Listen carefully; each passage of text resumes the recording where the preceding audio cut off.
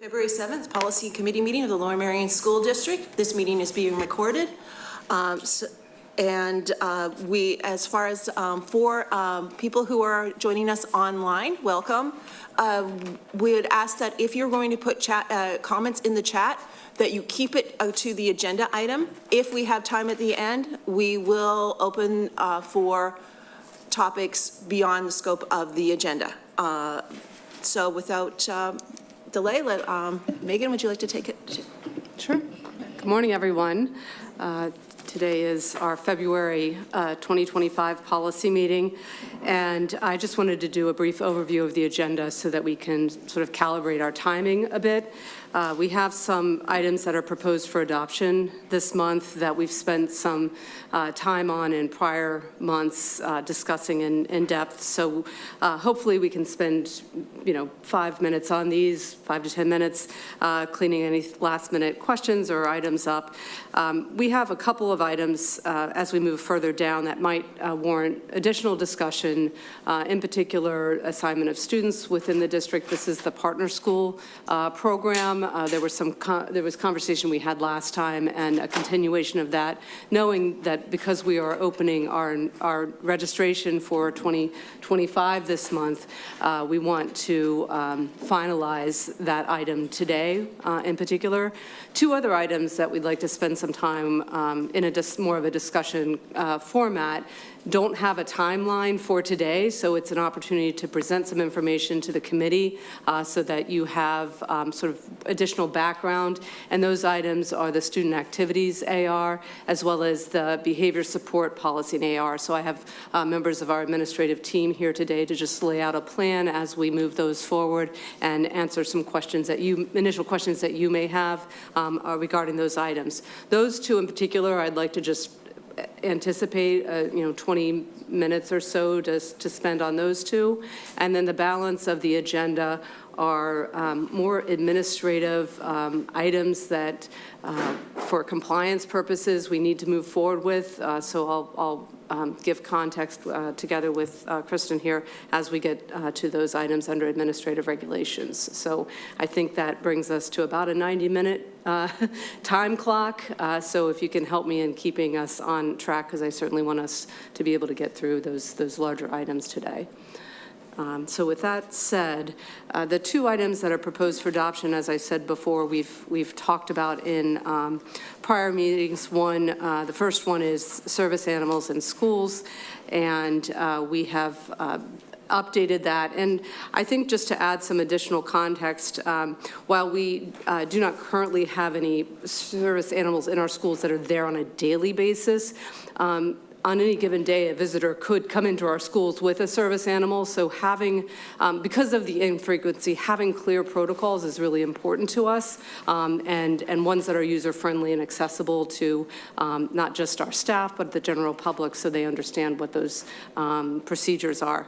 So the updates have been toward that end of creating a more user-friendly policy in AR, and I think we've accomplished that through the discussions we've had in terms of what the language looks like, how we define terms, how it applies differently for students, staff, and visitors. So with that all said, I think this final iteration is ready for final board approval, and the administration recommends to move it forward. Thank you, Megan, and thanks for laying out how we'll spend our time. I am thinking, do I get in my teacher days and set a timer, or we'll just loosely stick to it? Don't want to go too far in here, but appreciate that context and framing. In review of the service animals policy, I appreciate the changes made per our last discussion, and I would move to have it go forward to the full board for review. Second. Can I ask one question before we do, and not that I want to make, I was rereading the CFR, and in it, I was wondering with the requirement for medical documentation, having to have a prior approval, is that considered a barrier to allowing it under the ADA? And I know this has been in the policy for a while, so I just didn't know if there's a precedent in that. In the ADA, the required medical documentation, there isn't a specific template that needs to be met or a specific kind of documentation.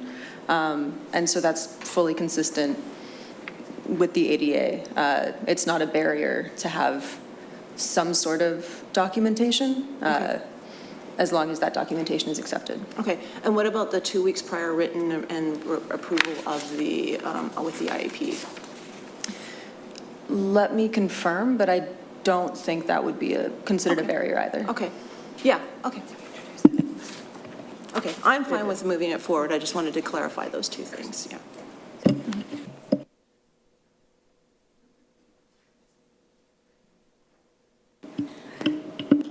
I was just making sure the community knew who you were and why you were answering that.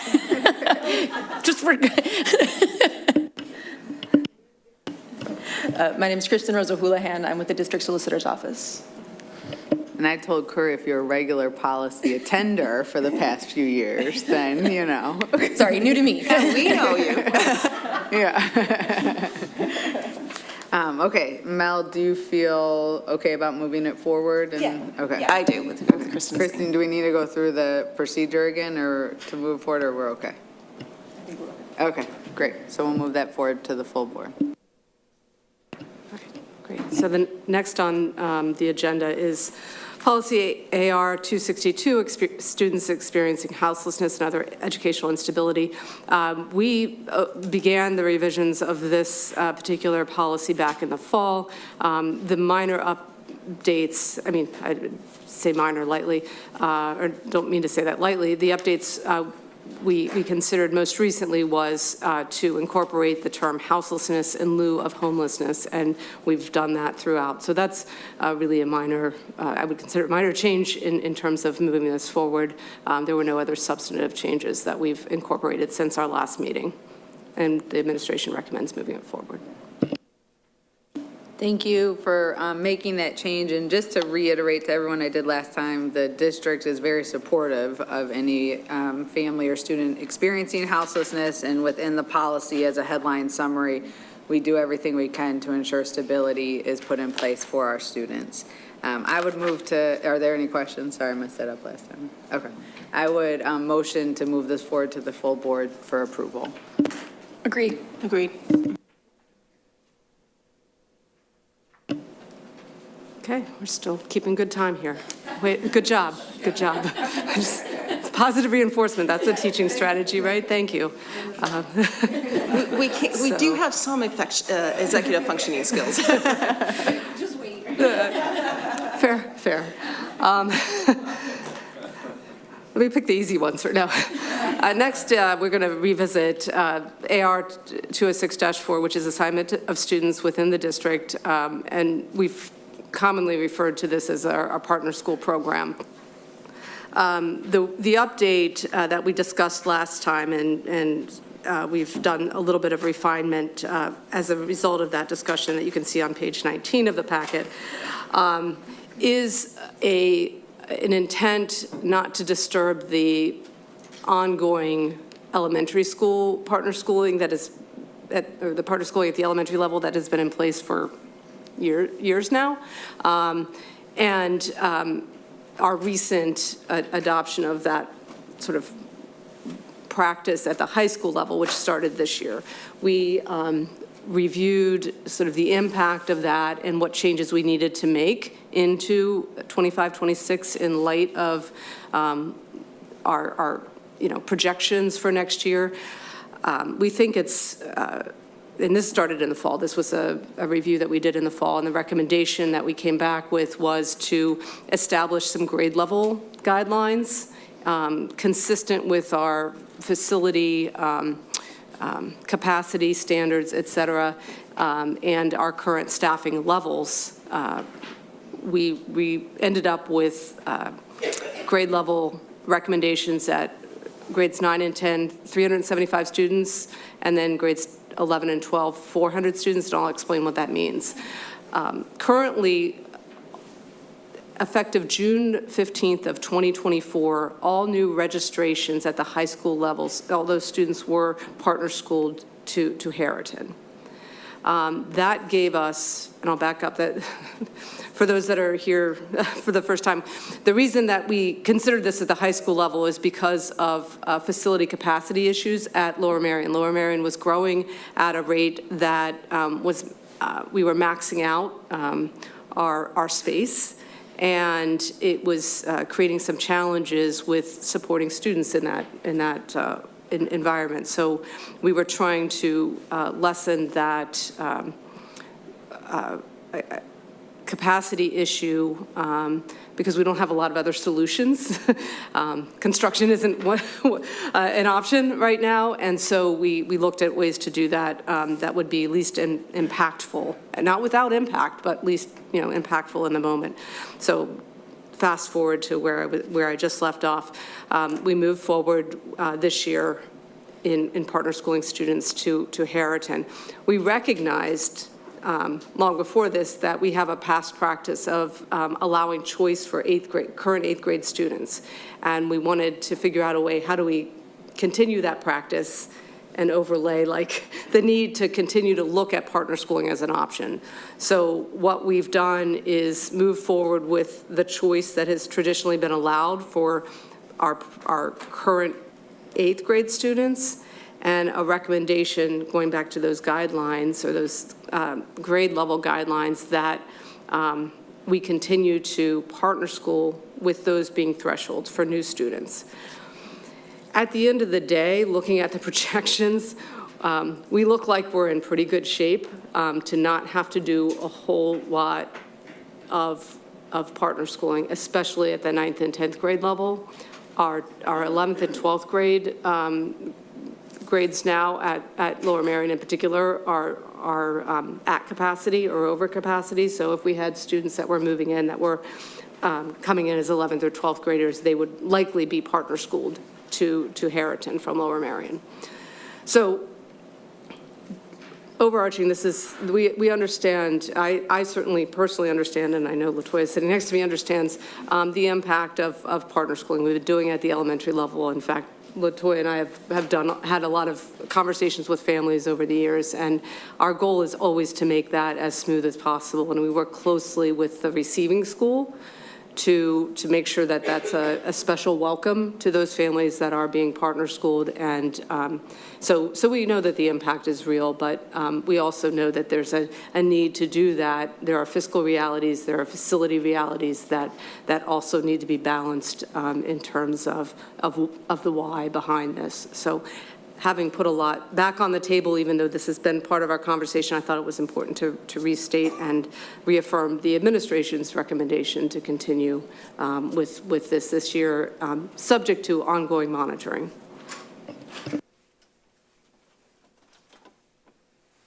I just want to echo, thank you. That was really helpful because it is really confusing, and it's like a matrix that you're going through to do this. And there were a lot of questions from the community saying like, oh, is Narberth not a choice zone anymore? And reaffirming, yes, it is. This is when those systems have different questions and different flow charts that they have to follow. So I think that was really helpful, and thank you.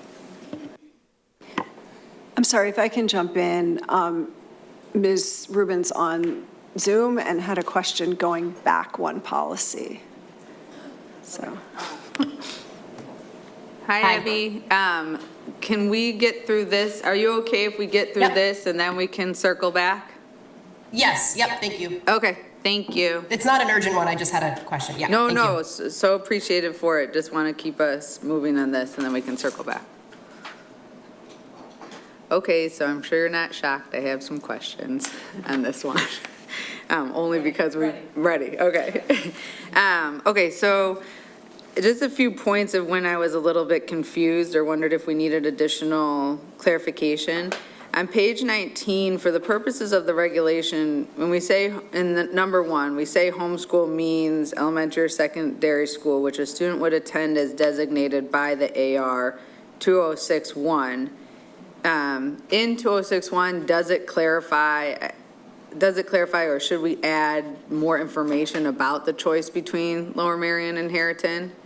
Like if I'm an 8th grader and geographically my home school is Lower Merion, but I choose to go to Harriton, is my home school still Lower Merion or is it Harriton?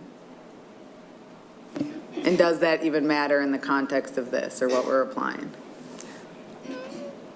At that point, if you have choice, it's your homeschool would be the school that you choose, if Okay. you have choice. And that's just and that population is defined in that regulation you just 206. decided. Okay. -1, yeah. Okay.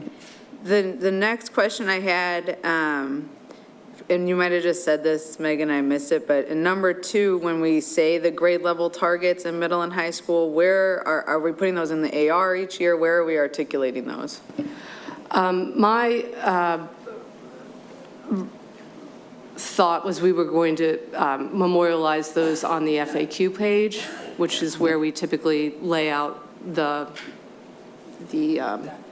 guidance for partner schools, so we would add it there. Okay, and my assumption is that we would not put that in the policy because depending on constraints, we might change those targets from year to year for what we need. Okay. Correct. Okay, next question.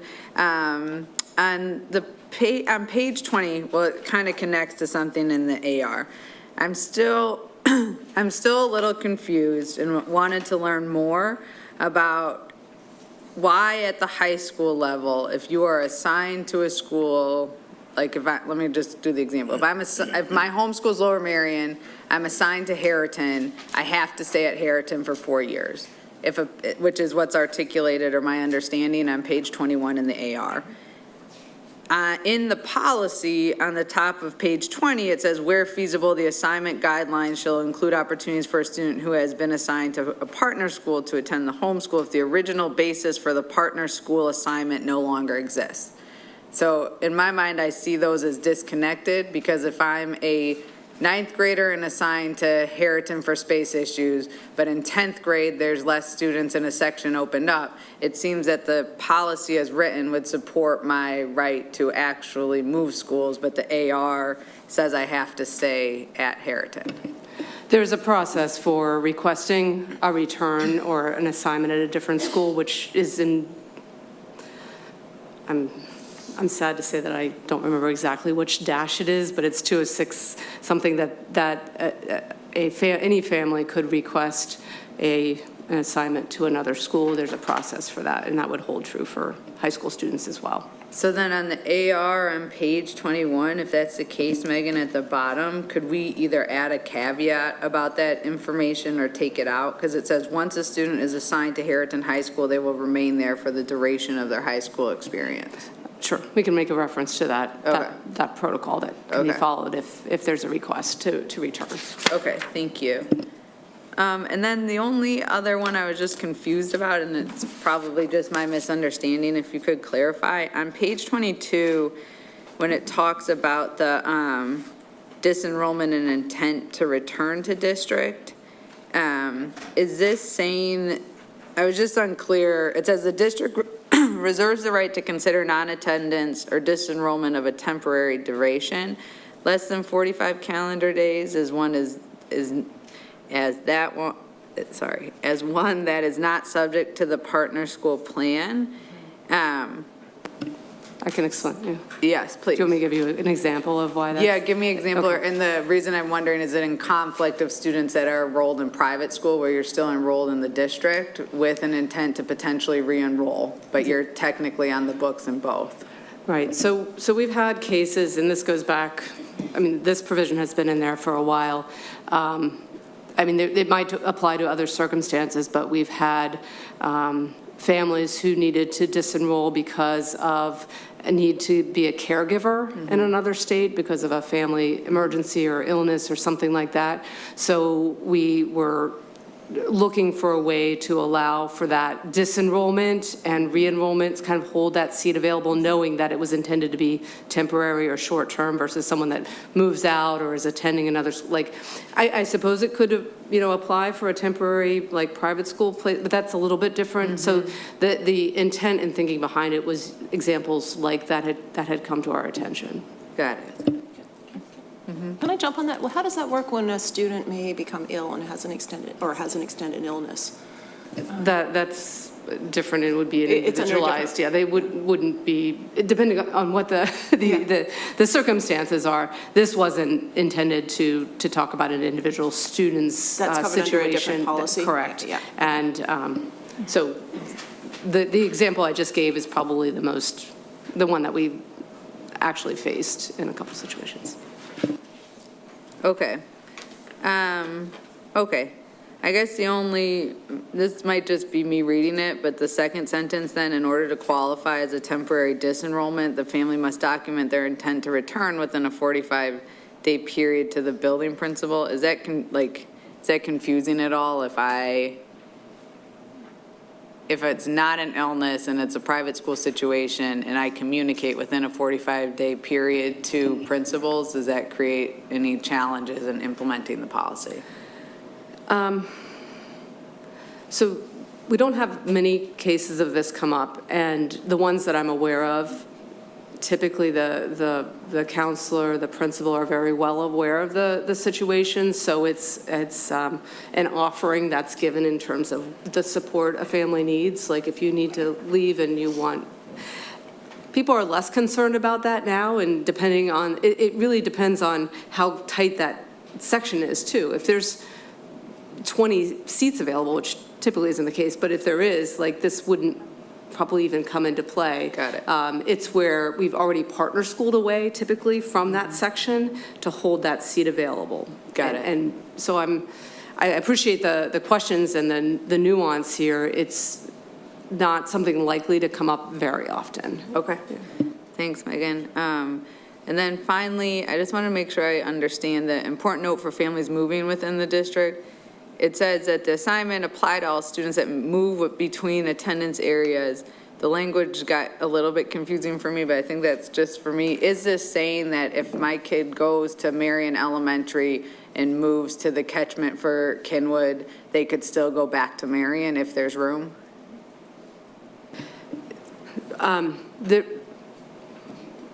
Putting aside partner school, if you move within the district into a new catchment area, you should be enrolled in that new school. At times, where there's an issue with, potential capacity at the school that they're moving to, we may grant an exception under our normal attendance exception policy. But this is intended to just note that if you're we need you to be confirmed at your new school. And if you wanted to go to your old school, could you? Sometimes, and that does fall under the guidance of the other administrative regulation. Yeah. That sometimes can be approved, but transportation isn't provided under those circumstances. Is not? Is not. Okay. Correct. Got it. But that does go through a process and requires some approval. And, if certainly families that move closer to the end of the year, it makes sense to, try to support them in staying in their home school for that period of time. And that's not infrequent. Yeah. Yeah. Okay, thanks. Do other people have questions or members? Yeah, Kurt. Just two real quick ones, and I was one of those. That was one of our there's a great example. It's like you're in elementary school, and it's like your last year, halfway through, and your parents move, and it was very wonderful for my kids to finish out that experience. So I think that discretion is important. So real quick, just when you talked about the targets earlier, and Anna was asking, like, we put the targets on the website, so about when did they come out? Just so maybe it's something like we review this yearly, and it's out in the spring, just so people know if they are, in thinking about what they're going to do with their kids when their kids are in 6th grade or 7th grade, that they have that information. So since this is the first year, we can do whatever you want to do, but we do have a commitment to review this annually. No, we do have a commitment to review this annually, so I recommend that those get posted soon or before or soon, before we open registration. So it would be in the January time period, if not sooner. Great. So. Early in the school year. Yeah. Great. And then the second question kind of goes back to my line of questionings in the last meeting, and I just want to understand if a student is, a student is homeschooled, and they are not engaging in daytime activities, did we address the ability for that student to engage in their closest school into their neighborhood? I don't want to say homeschool because I know that can be tricky to based on like the catchment that you're in, but a school, because it doesn't impact what regulations or what parameters you stated, affects the daytime. I don't think I worded that well, but do you know what I'm asking? I do. I mean, I can just refer back to the conversation we were having the last time we were here, which I think, you know, as representing the administration, I think our, you know, as I expressed earlier, the idea that students who are partner schooled for their entire school day feel a certain way about that and the impact that they have. And I you know, certainly acknowledge that being partner schooled for just activities may have a different impact, but we also, you know, I feel like it sets up a little bit of a construct of, I don't, like other people are getting something that I'm not getting and I'm being partner schooled. If I'm a student that's being partner schooled for my education and also extracurriculars,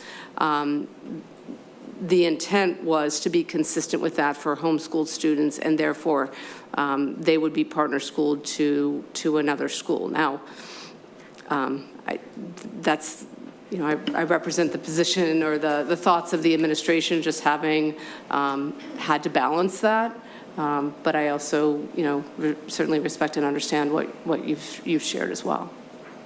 I guess the only question it brings up for me, Megan, and I would like to understand more the challenges, is I actually see it as two different situations. Is my understanding of the law or the requirements for homeschool is that technically you are still enrolled at a school, like for state testing or things like that. So I don't see it as like a newly enrolled, if that student would want to participate, that technically they are assigned to a school within the district, and so that it would be a different situation than like someone new coming in. But if there was someone new coming in that was homeschooled, that would be different for you? No, because, Okay. and Larry, or anyone, if you are a homeschool student, you have to technically be, my understanding is you have to technically be on the books of the district and fill out and submit that you are homeschooled, and within that, you're still required, unless like signing out or being exempt, to do state testing, to do these other things. Does the district in that case now just test at like the district building for LMSD, or does a student that's homeschooled that's assigned to Lower Merion High School test at Lower Merion High School, which in case I would say is like they're an actively enrolled student that is homeschooled versus someone that's like re-enrolling if they decided they wanted to play soccer. Yeah, I mean, I'm not here to represent, or I can't represent right now because I don't know the answer off the top of my head what that scenario looks like in light of the new partner schooling, because we're talking about a small group of students to begin with, but so I don't want to misspeak. I'm looking out across the room. May not have that readily available, so I can. Okay.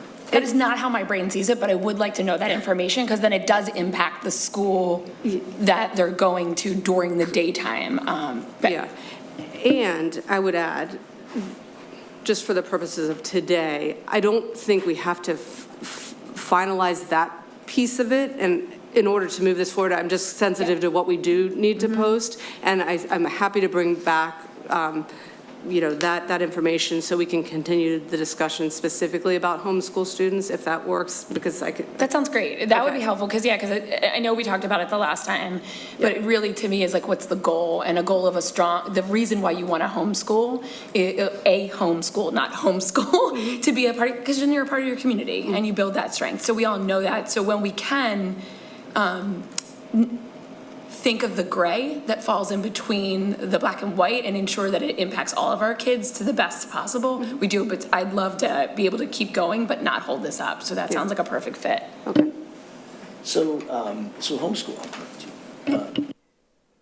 So homeschool they're only required in 3 years to take tests, 3, 5, and 8. And the test can be Not in high school. Right, no, not in high school. Okay. See, that's all changed. Yeah. It's actually changed over the last probably 5-8 years. We don't give those tests, so they could take like the Iowa test of basic skills given by whomever, and we used to have to look at the portfolio. We don't even do that anymore. A state evaluator, like the state chooses people, and they go to an evaluator and get a pick. So like the way I when I was a high school principal many years ago, is totally changed with homeschooled children. But we can go through that, Yeah. and I can get you the law. Yeah, I think I guess the question is generalized, if I can summarize it, is what's the daytime impact of a homeschool student on a school? And then, and does it stay in the school that's closest to them, or if they're alternative? I think that's really helpful, because then we can balance that with what's the, I don't want to say emotional, that's not the right word. What's the community impact on the student? Great, And I think we can come back with some more wonderful, thanks. detailed responses next time. So we're moving it for first read or for This is adoption? an AR, so Oh, it's okay. just FYI, Thanks we're going to for, move forward with telling us. this, and, yeah, thank you for the opportunity. 'Cause I made clarify, that to joke to clarify. clarify for everyone, because technically ARs don't have to be approved by Correct. the board, only policy, but we have best practice and collaboration in a great way that we review and revise ARs, so. For sure. Thanks for the update on the AR. All right, no, thank you. Certainly makes it, the questions you have are the questions of the community, and we want to be, as clear as possible on this plan. So we'll move that forward so we can post it, and just for the good of the community, our K-1 registration is open currently. Our all other grade registration will be open later in this month. Yeah, so more to come. Can I jump in with my question that I had from 262, just because it's not so far away? Yep, that's what I was going to This is just Abby. ask you. Yep, go Okay, ahead. thank you. So this is just a wondering. 262, sorry, I just had the question and it just flew off my screen. On page 14, there's a section regarding the school visitor social worker's responsibilities. And it states that the social worker is also expected to identify preschool aged students. And since we're not a site for pre-K counts, is that enrollment based on the county, on like MCIU versus LMSD? Or how does it work? Because there are pre-K counts locations in Montgomery County, but as far as my research, we're not a site. So I'm curious how that works because it's part of our policy. Does that make sense? I'm going to let Kristen give the legal response, but I'll just also share that our social worker, who is the liaison for houselessness, is in touch with all of the social services agencies locally, and we are, that is important work, so we identify students who will be potentially coming to us in the future. But from a legal technical standpoint. That language comes from the Basic Education Circular that's consistent with the McKinney-Vento Act, and it applies to the extent that an LEA offers public education to preschool children. So that's the context in which that language exists.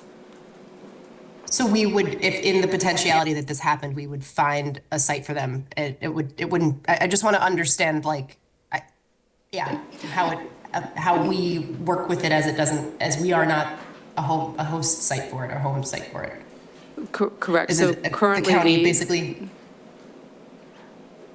that would be connected to the social services agency that is supporting those Got it. students, and whatever county assistance is offered for that.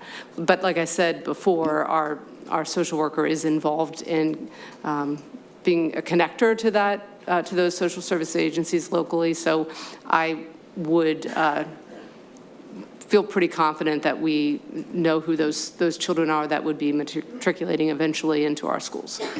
Great. And we currently have people or someone in that role? Yes. Okay, thank you.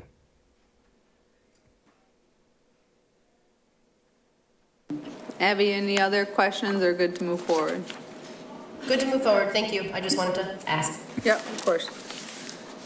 Okay, Megan, you're up. All right, excellent. So we're on to the discussion around student activities, and I've invited Sean Albert and Jason Stroop to join us today, if they don't mind coming to the table. Not going to refer them to the hot seats, but it was important, I think, as we continue to develop this AR, which is a new AR, and this goes back for those who have been following policy for a while. We collapsed some of our policies together to create some more user-friendly guidance around student activities, student athletics, et cetera, like what the rules are, what the guardrails, parameters, knowing, and I keep sharing it this way, like student activities and athletics is an enterprise. Like, it is a big deal, and we'll break that down a little bit, but from a financial investment, a staff investment, a management investment, there are so many strands to, behind the scenes that make student activities work in service of students, and I think that's what we've long valued as an organization, is creating opportunities for students to shine, explore passions outside of the classroom, because we've long believed that those opportunities keep kids connected to peers, to important, adults, and to school. So that sort of largely frames that philosophy and purpose statement, again, all in draft. And we're continuing the work internally to refine these areas. So please don't consider what's in front of you as a final, but a working document. And in order to inform sort of your questions and comments back to us, there's no pressure to do this today, but wanted to give an opportunity for the team here to just give a little more perspective to what that looks like from an operational standpoint and from a student experience standpoint. So I didn't give them a lot of parameters to what they share with you today, but we're starting with the high school experience to know that this is a high school lens. So the questions and thoughts you may have, know that this reflects what we do at the high school level. So if it's okay with Jason or Sean, that I turn it over to you to give a little more of this insight. There we go. It's been a while. Hi, everybody. Jason Stroop, Director of Activities and Athletics at Lower Merion High School. So Sean and I are going to start today with just a brief overview of kind of the scope of what we offer at the high school level. So currently at Lower Merion High School, we have 36 athletic programs. In each of those programs, they can have 1 to 3 teams. So we have above 90 teams when we really break that out by level. So that can be 9th grade, JV, or varsity in each of those different athletic programs. Annually, we have anywhere from 80 to 90 clubs or activities that students are able to participate in throughout the year. To date, this year, we have 1,356 students that are involved in at least one club or activity. Those are unique students. Out of 1,660, which our participation rate is approximately 82%, which is really high at the high school level. That doesn't take into account our spring sports that have not started yet, and also there are still some clubs that we're working on, like new clubs that we're working on getting rosters for. So I think Sean's going to talk about Harriton right now. Sure. I haven't got a chance to introduce myself to a lot of you. Sean Albert, Director of Athletics and Student Activities at Harriton High School. Similarly to Lower Merion High School, we have about an 81% participation rate at Harriton High School between our student clubs and athletic programs. That amounts to about 1,013 of our students are assigned to a roster whether that's in the athletic programs or in our affinity clubs. Again, as Jason said, that does not account for what we expect in our enrollments for spring sports coming up here in March. Our programs comprise of 35 athletic programs. As Jason has said, there's a numerous amount of teams underneath each one of those programs, stemming from varsity, JV to freshman teams. Annually, we're at about 80 clubs as well. Some of them are traditional clubs. Some of them are clubs that kind of come and go as, you know, the interest level comes from our students. I do want to point out the magnitude of our staff, both employed and volunteer, that work with our students in our student activities programs. We have, just coach-wise, we have about 100+ employed and volunteered coaches that work with our student athletes. And the same is about the same is true with our student activities and clubs as well, with over 100 employed and or volunteer staff that we work with that ultimately benefit our students. So I think it's also important to talk about the sense of pride and connectedness that activities and athletics provides for our students. If you look on any web page of a school in southeastern PA, including ours, what you're going to see is athletics, you're going to see student activities, you're going to see Science Olympiad, you're going to see the theater clubs, you're going to see service clubs.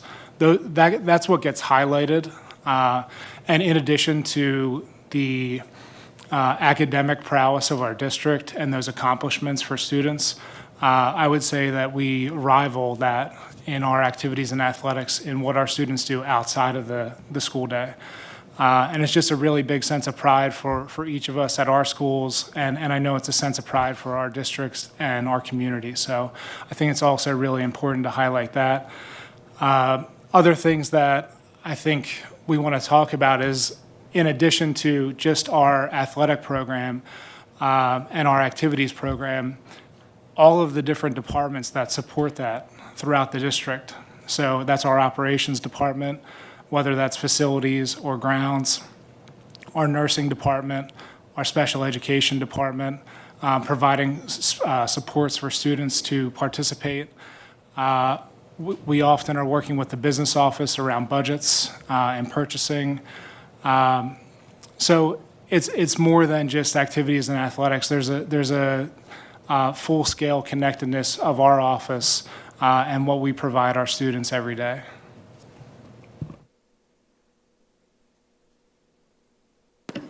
And I have some other prompts, but I want to stop and see if there are any questions about that initial introduction that the committee may have. I don't have questions. I just want to pause for a second and first of all, thank all the teachers and staff members that run clubs. This is without the teachers and staff, they don't happen. As a former roster chair, I understand what you two deal with in coordinating this, and so thank you for making these opportunities available. And I think it's not lost on me that our district is incredibly fortunate to be able to offer such an array of opportunities for our students. And this data is very, very helpful in knowing that about 82%, 81% of our students at both the high schools are participating. And at least for my purview down to the middle school, I would imagine it tracks similarly based on what I see of the great things that are happening. So I just wanted to put that out there and thank you. And I think the only question I had on that is, do we have all of the same, because it was really helpful, and we do know how important, I think this is a little bit about the last conversation too, we just know how important those other ways that you engage, the other ways that you learn, and the impact that sports and clubs have on you for life. Mm-hmm. Do we have that same data point that we can share around the middle school level as well? Because our biggest clubs and sports are middle school and high school. It's a much smaller percentage in elementary. I remember very few, correct? I'm getting all that correct. Yeah. We'll bring that all to you, and we can do that in the interim, but I'd like to next month talk about middle school more specifically, so I just thought we'd chunk it a little bit. Perfect. More to come on that. I just do have one clarifying question. When you talked about, and I can't find my stats right now, 1,013 are assigned to a roster. That's just sports, and are they unique, or I just wanted to clarify, what is that number? I probably spoke for both of our numbers. They're for both athletics and our traditional clubs. Okay, so it's 1350, because you said 1350 and you said, or else I So got we're that wrong. 1356 out of 1660. Got it. And those are unique Thanks. students. Many of them participate in more than one club or activity. I think when we looked at the total number of entries, it was well over 4,000. Great. And I do know the math, I was having trouble with the Yeah. math there, and I was like, it doesn't add up. Thank you very much. So Scott, can we get with the middle school people? We can throw something in an update next week, and then we can report out when we're here again to get that same data. I'm sure they have it. That's helpful. It's very helpful. I just had one more shout out. I just know a benefit that our district provides that is not provided in most other districts is late busing, which allows our students to participate. So just following up with you, Mr. Stroop, on the many integrated departments, facilities, grounds, transportation, and just point out that benefit that our district offers so kids can participate. Yeah, there's probably no one that we talk with more than our transportation department. I think they know our cell numbers when we're calling their office. So we talk to them on probably multiple times per day, whether we're in school or not. We were on the phone with them yesterday. So they provided an unbelievable amount of support for our programs. That was actually my next prompt, was to sort of talk a little more operationally, and maybe you have a question, but. No, before I we was just get going to there- ask, like, what are the next stages? Because I do have 4 overarching questions, but I think I can save them to the end, so perfect. So, and I think it's sort of, I try to, there's so many things to highlight about this, but when I think, and like the partner schooling discussion we had, is that management of like all of this and our, what the fiscal realities are. And when you talk about 100 staff members, are those 100 staff members going to come back each year? And like there's a lot of behind-the-scenes management. You're an HR department. You've talked a little bit about transportation. That's not just the late bus. That's every practice that's off-site. That's every, meet or special event that a club may have. And then you have the grounds. You have to have fields lined, fields prepared, security, lighting, the weather's conditions, all of those things that come into play, and many more. Can you highlight any of just sort of illuminate some of the behind-the-scenes work that people maybe not think about? Sure. So let's just pick a student in a sport or an activity. It doesn't matter. We can talk about either or both. So let's say that I'm a 10th grade student who plays softball. And I'm just going to take you through the different departments that impact that student on a daily basis. So that student has to submit a physical form. We have an online site that does that then goes to our athletic trainers. They approve that student to participate in athletics. At that point, that student's on a roster for our coaches. So if I'm a student at Lower Merion and I play softball, our softball practices happen at South Ardmore Park. So on a practice day, at the end of the school day, this year at 3:20, 3:25, you're going to hop right on a bus that's going to go over to South Ardmore Park, be dropped at South Ardmore Park, you practice for an hour, hour and a half, hour and a half to 2 hours, depending on the time frame. Another bus will pick up at South Ardmore Park at approximately 5:25, return you to Lower Merion. Now, all students don't return to Lower Merion, but if I need to catch the late bus, that bus will get me back there for the 5:45 late bus, and then that student is able to then go home. But let's just talk about some of the other supports that are available. In our building every day, we have a nurse scheduled in our building until approximately 6 o'clock every day until those late buses are out of there. We have our coaches, because they're off-site, they take walkie-talkies, and they're connected to our athletic trainers and our office if there is a problem over at South Ardmore Park. Our ground staff, will be over at South Ardmore Park to make sure that the field is safe to play, make sure that the conditions and the field are not, that we're not going to rip it up while we're over using the township field, and make sure that our students are safe. Because when it gets really muddy, especially in the spring, we probably talk to our operations staff just as much as we talk to our transportation staff about field conditions. So that student is touching multiple departments across a single day. Let's say the student had needed other supports from our special education department to participate in that in that activity or sport. That would then touch our special education department chair, potentially instructional aides, potentially a special education teacher to know what supports are needed for that student, and then coordination with our student services department to make sure that we're meeting that student's need to be able to participate in that sport or activity. So that's just a highlight of one student in a particular sport in a day, so. I have to, I'm on the Facilities and Purchasing Committee, and I have to say, like, what you're talking about, so many of these things that we have discussions like that on that committee, and now it's like walking us through it kind of puts it in perspective. And I was at the park and watching all the teams, and also you left off the fact that you have to coordinate, making sure you have the right, when they're playing a game, they have to be facing the sun a certain way, and making sure that's all coordinated. So I do appreciate all that you're doing. And I would add, that if I missed it, because you went through a lot, thank you. You're hiring a coach. You're making sure officials are there on game days. All of like the personnel piece as well is another piece of the puzzle.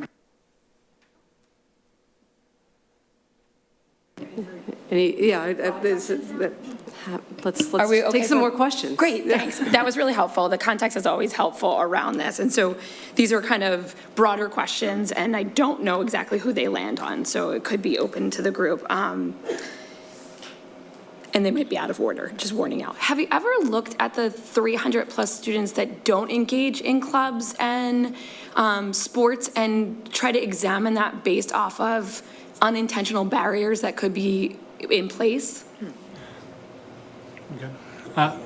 Sorry, I am quick to the button. I usually don't talk this much, trust me. So for our students, so we have, let's say 18% of students that aren't participating. 18% not participating in a club or activity, yeah. So those students, we are looking at that, those students. Dr. Johnson and I actually just met. We have some drafts that we're working on. We're finding a way to reach out to those students. We're going to use email first as like a soft entryway invitation to say, hey, like, we noticed that at this point in the year, you haven't participated in a club or activity. We just want you to make sure that you know what is offered at the high school. We have links that have our all the activities that we offer at the high school level. We have links that go through all the different athletic programs that we offer at the high school level. The tricky thing about that communication is you don't want to cast a negative spotlight about not being involved, because that student might be involved outside the school day, which many of our students are. So we've been refining a way to do that in a gentle invitation way to invite them to participate, opening up the potential to maybe talk through the different opportunities if they had questions. So we're both in the cafeteria every day during lunch and learn.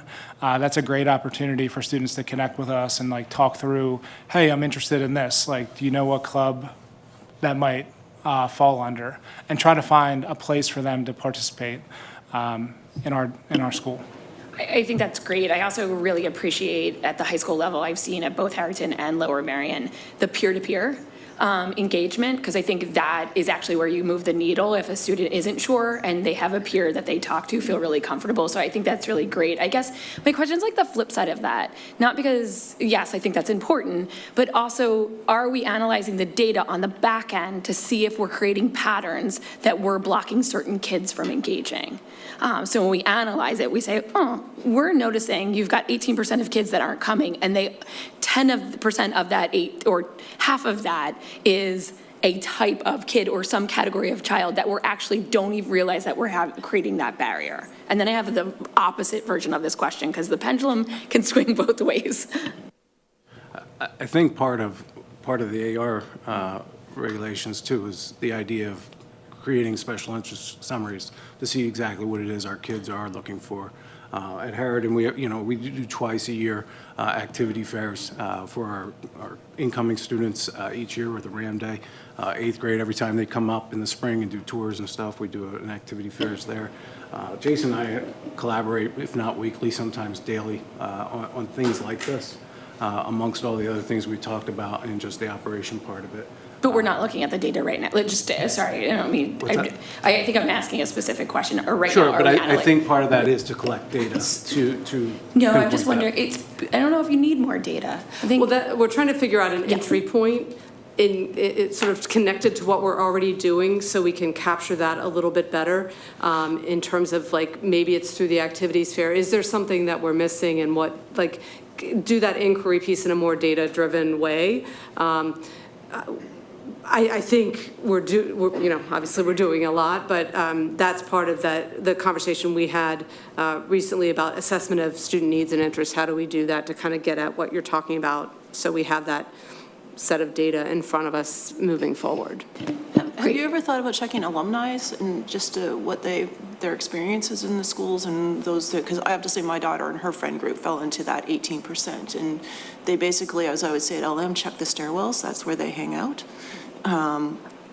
There's one with an alcove that whole group of people that's where they hung out. That was their club.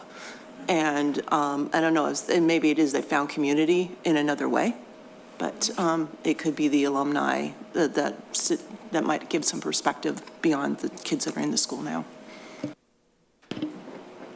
And then on the other side of that, that's very helpful, Mel, and that is, thank you for articulating that. It's about how do we ensure that our kids feel they have a sense of community, and that's why alumni programs work really well, is because you don't lose that group, or you find ways to connect back.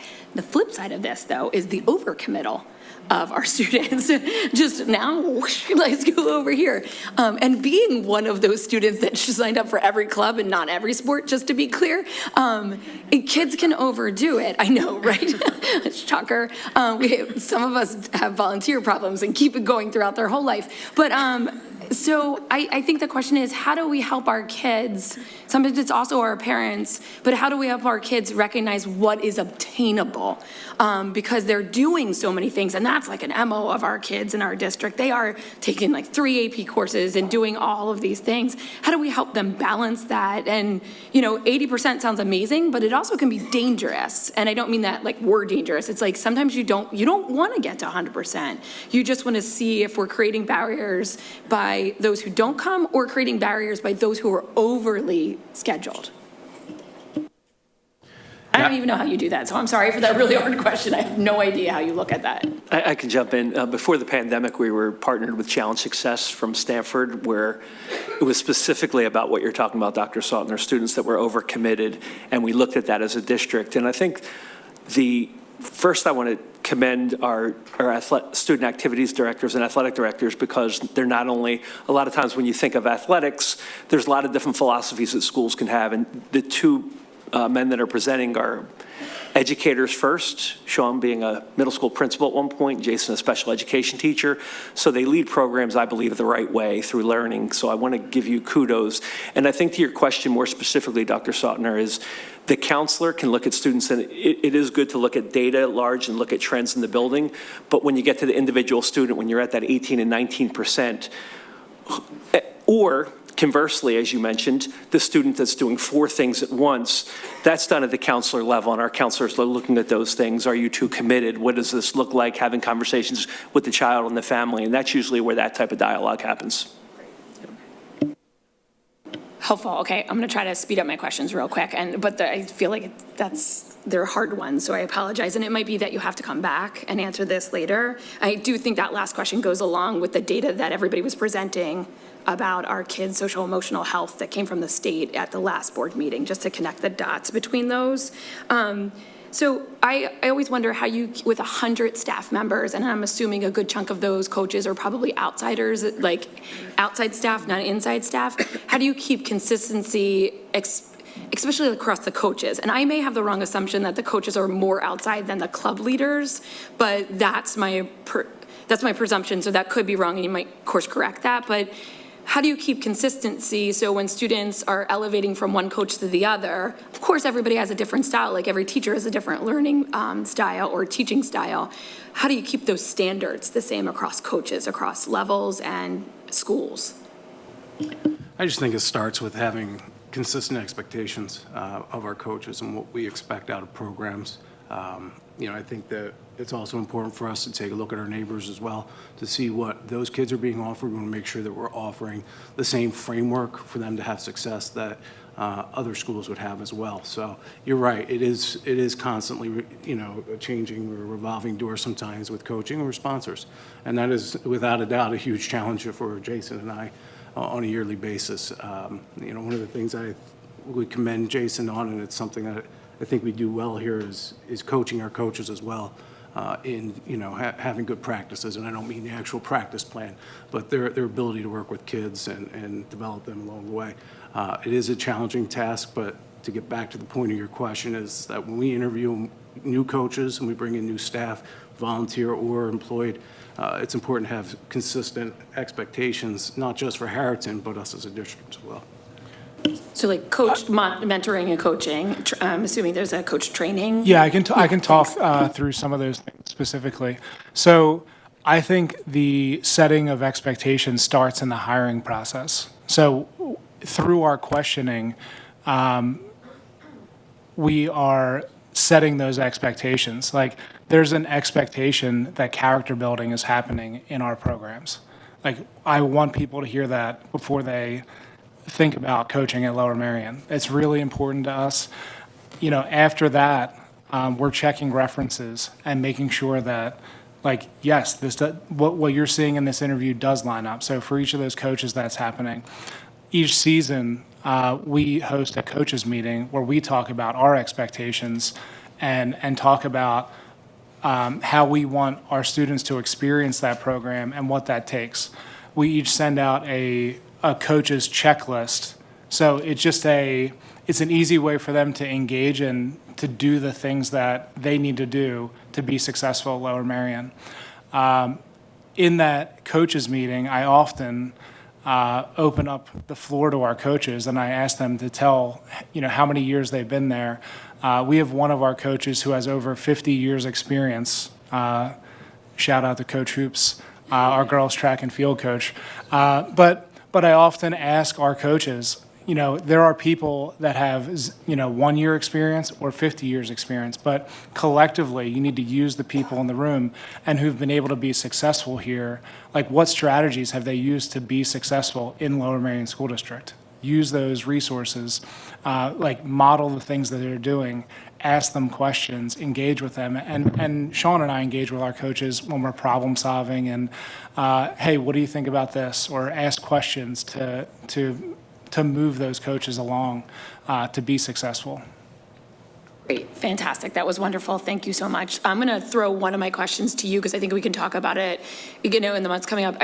As we look at this for high school and middle school, the percentage of budget that is impacted by this is going to be really important to know. We don't have to dive into it now. I do have one more last kind of theory of practice question. So thinking around that line of coaches and clubs, when we think about reasonable accommodations for both sports and after-school programs for our students and living up to the ideals that we set as a district for inclusion for all of our students, how do we ensure that our coaches, our club leaders, and I know our students at the high school level take a really center stage in running some of those programs and running these clubs, how do we ensure that our student leaders are also following best practice for inclusion and not what I have seen at other districts, a performative inclusion of students. And I'm speaking directly about my student for special ed. It was much more performative and not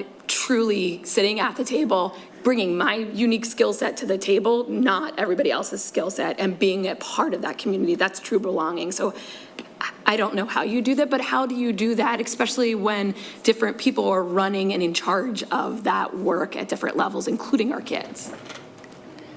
I know this, I'm sorry, I have the big picture questions today, I apologize. It's ironic that you asked that question. One of our recent admin meetings at Harrington High School, Stu Warshower, our principal, had talked specifically to that point, is that, we have a lot of leadership opportunities for our students, but how are we developing that leadership skill? And so that's something we're kind of collaborating right now. When I first started, and it was coming right out of COVID, one of the things that I had realized is a lot of our kids coming back into participating in sports or clubs, have been missing for almost a year or two. And so that ability to look at upperclassmen and how they led wasn't really present for them at the time. So we started kind of a student athletic leadership council, which, kind of talked about the leadership abilities, how to work with teammates, how to, build them up, things like that. But again, getting back to our admin meeting was taking a look at that beyond just the athletic realm, but also in our clubs and stuff. Because you are right, most of our clubs are all student-led, and so it is important for them to understand what, the importance of being, the importance of inclusion, how to work with kids, how to involve kids, and so forth. And so that's something we are looking to build here in the near future. Great, thank you. I was just going to say, I think that while our students many of our clubs and activities are student-run, they're not autonomous. We have educators leading them and supporting them. The amount of resources that go into activities and athletics from our student services department, it would be really hard to quantify, particularly at our building. We have IAs that stay every day from 3:15 until 6, 9, depending on the night and depending on the activity. So those individuals are putting in tons of work to support our students. Our nursing staff, if a student has a need, can be there from, again, they're scheduled every day from 3:15 to 6 p.m. However, if an activity that student participates in is happening outside the school day, we are still providing a nurse for that student. And that might mean a competition that is at another school, that might mean a competition that is in another state, an overnight trip. There's a lot of different pieces where our student services department is engaged to meet the needs of that student. To talk about the leadership piece, many of our club and activity sponsors are educators by trade. Our coaches, a lot of them are, not all.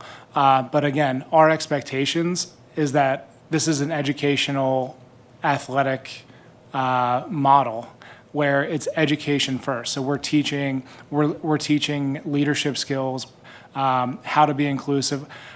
Our students at Lower Merion High School, and I'm sure this is the same at Harrington. I've been in 3 different school systems. I've been a regular education teacher, a special education teacher.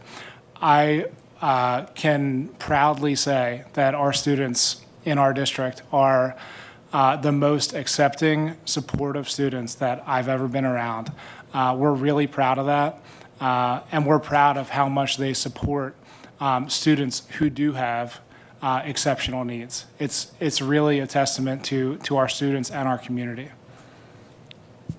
And just to clarify to the entire community listening and online, that a lot of the supports around that were just walked through, especially in the beginning of that, we're legally bound to do that, as well as morally bound. Just wanted to clarify that. Okay, I'm going to jump in before Anna asks a question. Is that okay? I just was going to be a timekeeper. Oh, yes, I was going to do that too. Okay. Well, yeah, no, I had a question, but I was going to say we might want to adjust things. Yeah, so There's, like I said before, this isn't a time pressure situation for us to finalize this. I mean, ideally, we finalize it as we end the school year, so we have a framework moving forward. But I think as was mentioned about the budget piece, there are dots that we want to try to connect through the spring, tying like our intent and purpose to the costs, and then how do we reconcile what we want to do and what we can do, and then what we need to do, as you mentioned, the compliance pieces to activities and athletics. So I certainly, if they're willing, invite Jason and Sean back. Sorry, yeah, I'm sorry. both of them back. And for additional discussion. But I think this is an ongoing thing that has your interest and others, certainly a lot of student interest. And I was thinking about middle school that we wanted to also loop in. So we'll work out a plan for next time to take a dive into middle school, but also we can come back with some more information at the high school level.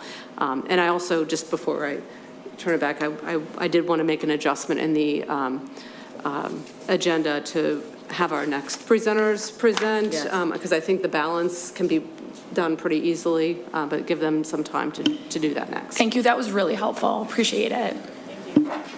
Yes, the last question, we can talk about it next time, or it was just a suggestion, because I know that you all do this thoughtfully, is that on page 27, it says in number 5, the district shall allocate resources and support equitably across grade levels to ensure all students have meaningful opportunities.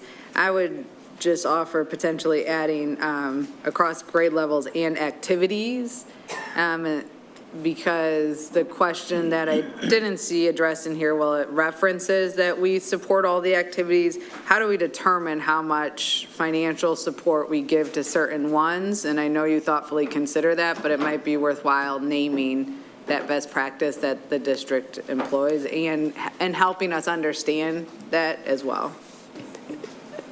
Yes, that's a theme that's intended to be throughout here, and whether we put it there and somewhere else, I agree with that stance, because I think we've had a lot of conversations about perceptions around how we do things, but I think hopefully today, at least based on the numbers that we're given, you can see that there's an investment in both activities and athletics that provide a lot of opportunities for students, but yes, that's a good catch.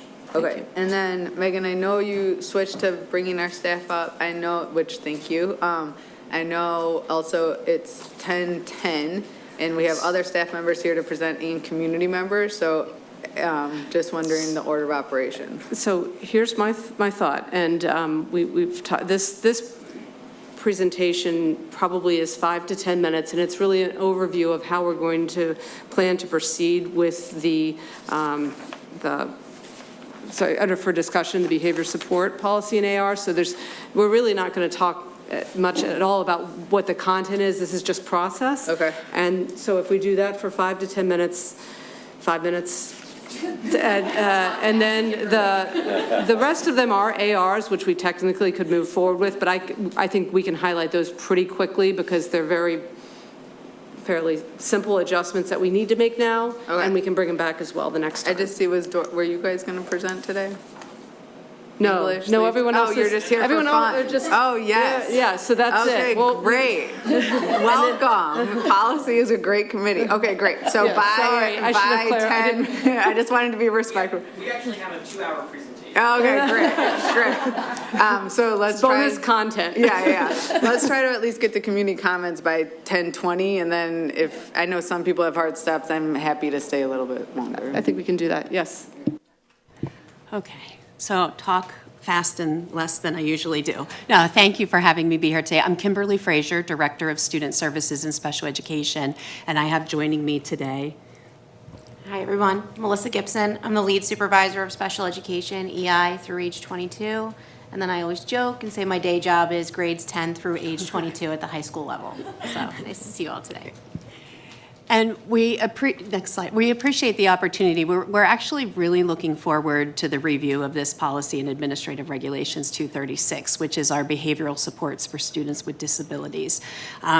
We wanted to just come and share with you what our intention is. I think what as our team is looking at it, we take this work really seriously and have spent a lot of time thinking thoughtfully about how do we do this really well, and as we're going through it, because this is, all policy is important, and I believe in the work that we do. This is one of the most important ones for our department and for all of our students. And it is a collective responsibility, right? This is about ensuring that all children have safe and supportive spaces, and that we are responsive to every student's individual needs.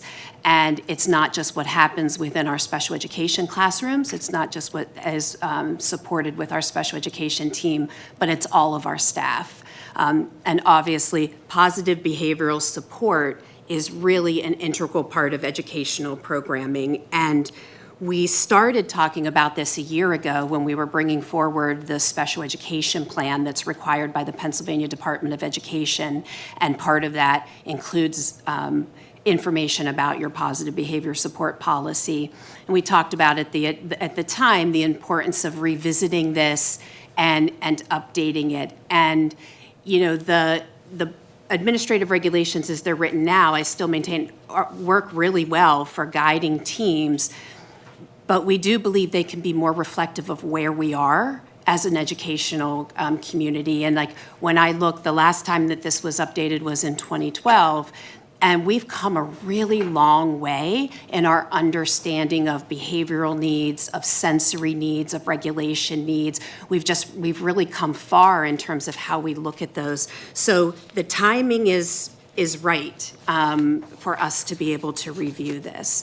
And as we go through it, we want to be thinking about, as a community, and again, this is, you know, my push here today is like, we want people to be involved in this process with us. It's critically important that we're hearing from all stakeholders, and that at the end of it, we want a really useful guidance document for all of our stakeholders to be able to follow, so that we're best supporting the needs of our students. We really want it to be reflective of the wide range of our students' needs. We have 21.5% of our students receive special education services. That's over 1,800 students. And within that, there's such a range of needs that our students have. And so we need to make sure that it's reflective of that. We also know that behavior will occur, and that our policy needs to be reflective of not just what we do in crisis situations. It's about what we do before those behaviors occur. It's about the instruction that we provide. It's about how we set up our spaces. It's about the training that we provide to staff. And I think we have to be really intentional about how we define that. We, of course, want to continue with the tiers of intervention, which it's structured that way now, but that really ties well to other things you've heard with the district with multi-tiered systems of support and PBIS. All of those are about looking at tiers of interventions, like the framework for how we approach supporting students. Making sure that it isn't just about the physical part of behavior, right? There are emotional and social components that need to be addressed that are critically important. And then just also recognizing the impact that behaviors might have on individual students, and the importance of student privacy, and really protecting each child's dignity through each interaction that we have. So in thinking through it, we wanted to, on our end, do a really comprehensive process. Again, what's going to be important is people coming together to do this work with us. Obviously, there's like the research and gathering of additional information. That's policy review, policies from other districts to see, you know, what other great ideas might be out there and how they're structured. Working also in collaboration with our advisor for the Bureau of Special Education, some local consultants that we work with the IU who are experts in behavioral support. And looking at, there's best practice, I'm watching the clock, best practice guidance documents that, you know, to review that, and evidence-based practices to give consideration to. Most important, again, if people hear me say nothing else today, is that we really want people to be part of this process with us. We started the conversation in collaboration with the Committee for Special Education, again, around this time last year, and have recently met with them as well to talk about how we can partner together. As always, we are deeply appreciative, the Committee for Special Education, and I know that President Kara Herman's here with us today, that partnership has been incredibly important and will allow us to, I think, come back with the best product. We are going to be offering an education series. We're going to do 2 presentations. One, we intend to do it the week of March 3rd, and that will be like an overview of like what's legally required, what does behavioral support mean, almost like to give people information, because there's a lot in there that if you're not in education, you may not, like what's sensory, what is behavioral support.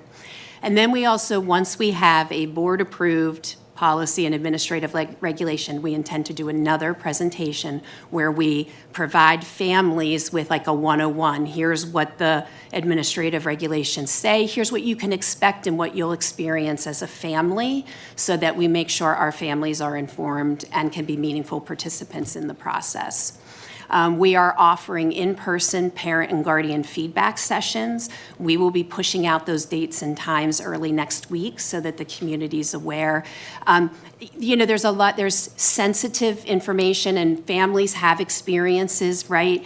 That us being able as a team to meet with families personally to hear those experiences and how it's experienced as a family is really important to us. We're going to offer one in an evening, one at a lunchtime. Hopefully we can get community involvement that way. If it seems like there's a high demand, we're also willing to do more than that. We'll kind of see what the feedback is from that as well. I should have also mentioned, and the Committee for Special Education with that will also be doing a survey to all families on their listserv, so they'll be working to get us feedback through that vehicle as well. We're also doing district staff and administrator feedback sessions. So again, it's like people that are in the building, in the work, what's the feedback that they have? We've started that process already. And then we really are fortunate. We have really exceptional educators in our schools doing great work, and we're identifying some lead special education staff to come work with us in a focused group to really dig into the work with us a little bit. And then it's also about going out and doing school visits and really seeing where are we right now, what's happening in our classrooms. And I'll let Melissa talk briefly, sorry about that. My first chance to talk, and I got to go quick, but I'll do it, I promise. So Kimberly and I had the opportunity to go around to the district last week and see all the different spaces and places. And one big takeaway from, first of all, lots of people are happy. That was really exciting. But there's a lot of opportunities that our teachers have taken upon themselves to build sensory spaces and places. And within the policy itself, we talk about it within autistic support, and the teachers really wanted us to hear them say, hey, we're doing this all over. We're not just doing it in autistic support, we've got it in emotional support, learning support, and throughout general education as well. So that's really important to us to really highlight that, and a lot of our teachers spoke about after COVID, we came back and realized about the social and emotional needs were so significant, and how do we support not just in special education, but in regular education as well. And they're doing all kinds of training series that we were excited to learn about, and we'd like to look at our policy and think about that, and where do we want to preserve that for our teams going forward, and making sure that our policy reflects that hard work that they're doing, and it matters for our kids. When we partnered with CSE, we learned very similar kind of feelings about it, right? The policy speaks about restraints. That's a subject that we have to talk about. It's uncomfortable, but we do need to do that. And in talking with CSE and our teachers, kind of flipping the policy if we can, to really talk about the sensory integrations that are going on and how we're supporting kids both publicly and privately when things occur, and then the piece around the restraints. Right now, it's kind of the other way. So that's really important to us as well. So we're excited to do this work. Our teachers are really excited to dig into this with us, and I'm looking forward to coming back. Oh, this room is really important to mention. So this is a sensory space at Black Rock Middle School. There are parameters around using the space. There's rules around it, when you can use it, how you can use it. There's guidelines that the team put together. What's really important about this as well is that this is within our life skills setting. So this is something that we would have otherwise seen in our autistic support, but they've now branched out and put it within our life skills setting, and the kids love it. The teachers love it, and it's really well intended and used with parameters around it at all times. So just exciting. Oh, So is that okay? oh yes, skip Yeah. it. Well, because we're over already. Again, like just the collaboration is going to be essential, and I really sincerely hope that community members, families will come out and share input so that we can have the best product at the end. We are looking to finalize this process by the end of the year so that we can be prepared to do training and updates for the 25-26 school year. And again, to emphasize, you know, sometimes when people, most often I hear people say like, policy 236, that's the restraint policy. There is so much more to it. Again, of course, the crisis response is critical, but there is so much more to the work that we do that we really want to talk about and honor and memorialize. So I think this is like really important work, and we're open to anything else, obviously, that the committee thinks we should be doing to best prepare to give you the best product for consideration. Thanks so much for the overview. I'm looking forward to all the work. Two just suggestions for additional participation. One, the sooner we can get the dates out for families to plan. And then the second suggestion, I'm so grateful to hear that you're working with Kara and the team and contacting parents that way. I would also just suggest we're in the time of renewals for IEPs, and maybe having CST teams just share with parents in those meetings that this is going on and ways they can get involved.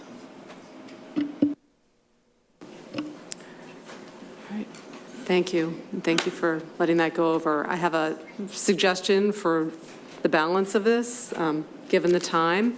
I'll quickly go through the updates, and then just, you can open the floor if you want, but it should only take me 1 minute on the balance of these. Set your timer. May I proceed? Yes, if we were co-teaching, we would have gotten like a 0 or 1. I know. We need to work on this. Look, you know I'm going to reflect on this the rest of the day, probably into my weekend, so that makes you feel better. So quickly, AR 610 and AR 621, those are minor adjustments to the thresholds set by state and federal regulations. There's nothing we can do about it, we're just updating it. So those are the only changes you're seeing in those two things. Nod, yes, correct. It's Kristen, I'm correct. The other two items that were on the AR list are two appendices that we're basically switching out. We're based on recent directives, the Title IX guidance as it relates to investigations of complaints. I'm just broadly speaking, we've been directed to revert back to the 2020 guidance, which had already been approved by the board back in 2020. So we're just recommending that adjustment take place just as an administrative measure. So there's no other changes other than sort of bringing those back. Okay, so in our thank you for those updates. In the March meeting, can we just start with those on the top? If there's any questions, like, can we go ahead and do them? But then Yes, just if there's we can any certainly do points. that. Yeah, okay. Larry, and you had before public comment. Yes, just before public comment, I know there's a lot of concern about our political landscape. So let me ensure everyone that Laura Marion, and I know I'm here a short time, but I can ensure that Frank's the same way, the board, speaking on behalf of everyone, that we continue to evaluate that changing political landscape and legal landscape. We remain fully committed to the well-established policies in ARs, which all currently comport with state and federal law. if there are any policy changes necessitated in the future, it will be subject to local control, which means the board will be weighing in and the community will be weighing in.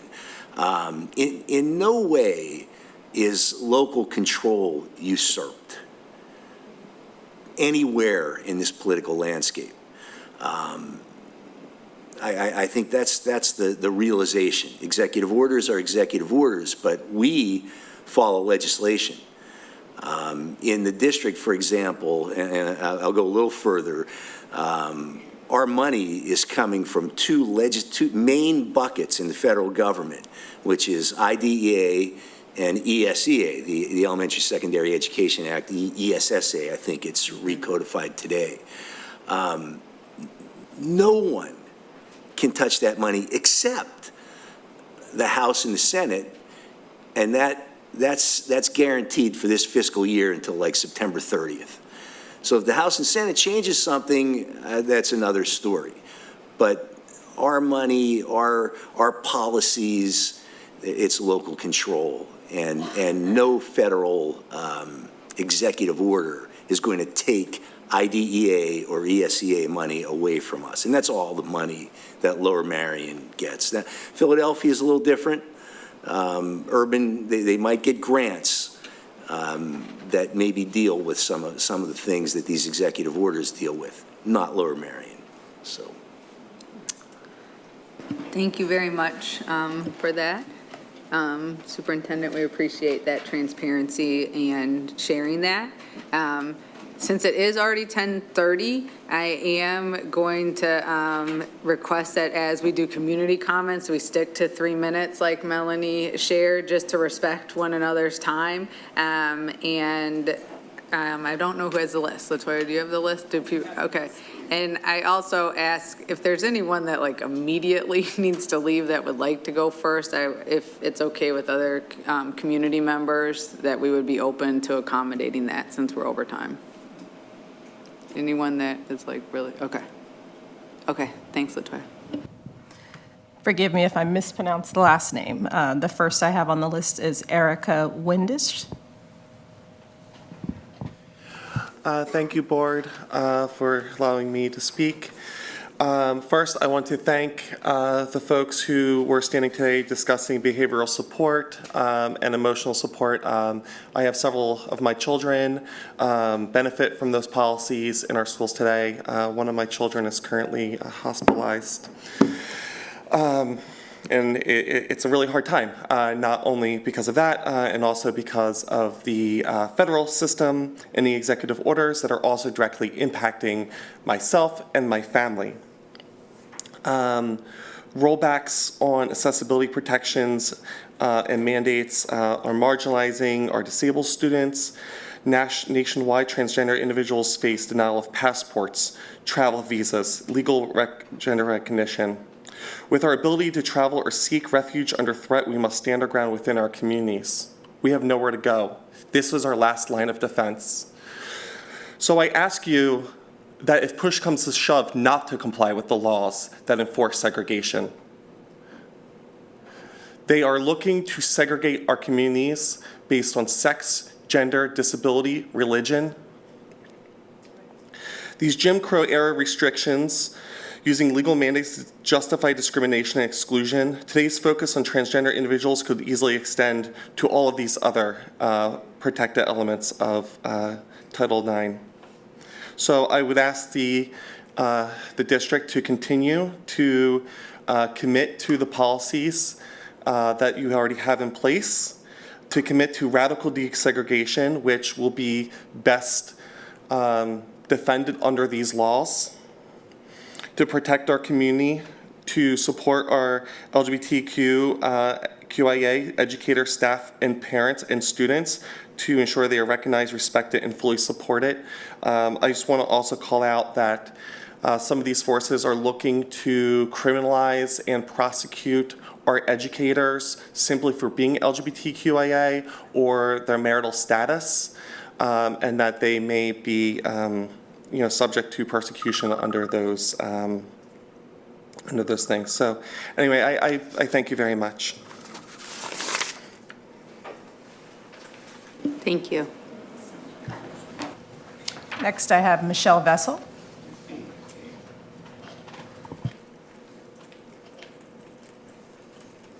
Hi, Michelle Vessel, Gladwin. I just had a couple questions. So this is a policy meeting committee, but I guess has the format changed where, like even for the presenters, I know we had a time restriction, but I had some questions. And sometimes we take community comments, but we didn't. So will there be an opportunity for that in regards to that presentation? Right now. You can do it right. Oh, well, it might be along with what you want to ask them again when they come back, but it was more like budget. How do they, in the packet, it was listed, it's a lot of information, so I'm more curious about what is the budget and how is it, what are the guidelines that they're given to distribute that money for particular sports and clubs? And like what is prioritized, and if there really is, it says it's distributed equitably between the schools, but if there's like, maybe some discrepancies of what equipment's in what school and what, another school has, and also money that has to be raised by booster clubs and coaches that are volunteers and who pays them. And I don't know how it works for clubs if a teacher is a sponsor and they're volunteering. I don't think they get paid, so I don't know about that. Those were my questions. Yeah, thanks so much, Michelle. Those were the same questions I had as well. So in the next meeting, we'll get some more information about that. Okay. Thank you. Then I had like another question about district communication, because we did receive a couple emails from our acting superintendent on regards to snow and virtual days, and in regards to, I think, the cybersecurity hack. But then I read articles regarding more like, the immigration policy or like the immigration things that are going on. And as far as what the previous speaker was alluding to, we didn't receive emails from you in that, but I read articles that said we did, which then had a link to the website to see there was a statement there. So I just didn't know if that's the practice now. Should we be checking the website weekly, daily? Because I normally don't. And that's information that usually is emailed to us. So I was just wondering, did I miss an email, or is that the way we're going forward? So that was the question. Because there was two. Yeah. So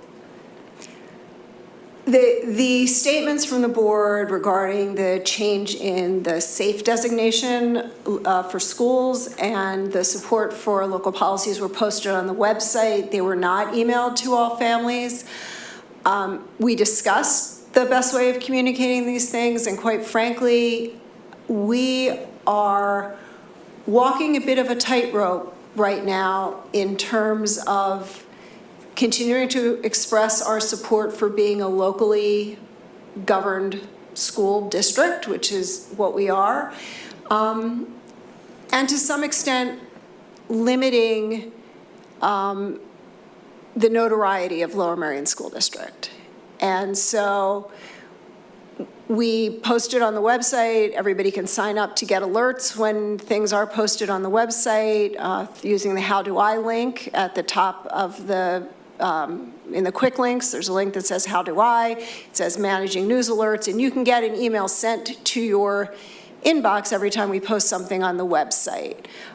Sending out 8,600 emails for something that was not an emergent issue like a snow day or a cybersecurity breach. We decided not to go that route for those statements. So I would just say, as a community member, it's kind of disturbing to read about things that are happening in my kid's school in an article that wasn't actually communicated to me first, and then being directed to the website. Excuse me. So, I can sign up for these alerts. I don't know if I need every single one of them, but I don't think the rest of the community is aware of that. And I think we would just appreciate, because in the past, that was not the case. Excuse me. So if you're trying to keep it on the down low and it's out there in the news article, it's not, it's kind of, I don't know. not We'll working. definitely take that under consideration for Thank future you. communications. Thank you, I appreciate it. The third thing I just wanted to ask, or the next thing I wanted to ask, was about the food services. I saw it on the agenda in January's meeting, and we had a speaker, and then they didn't present. And then it wasn't in this meeting, so I was just wondering what happened to that, and if that's going to be on an agenda again, and even what that was about, because So it was policy 812.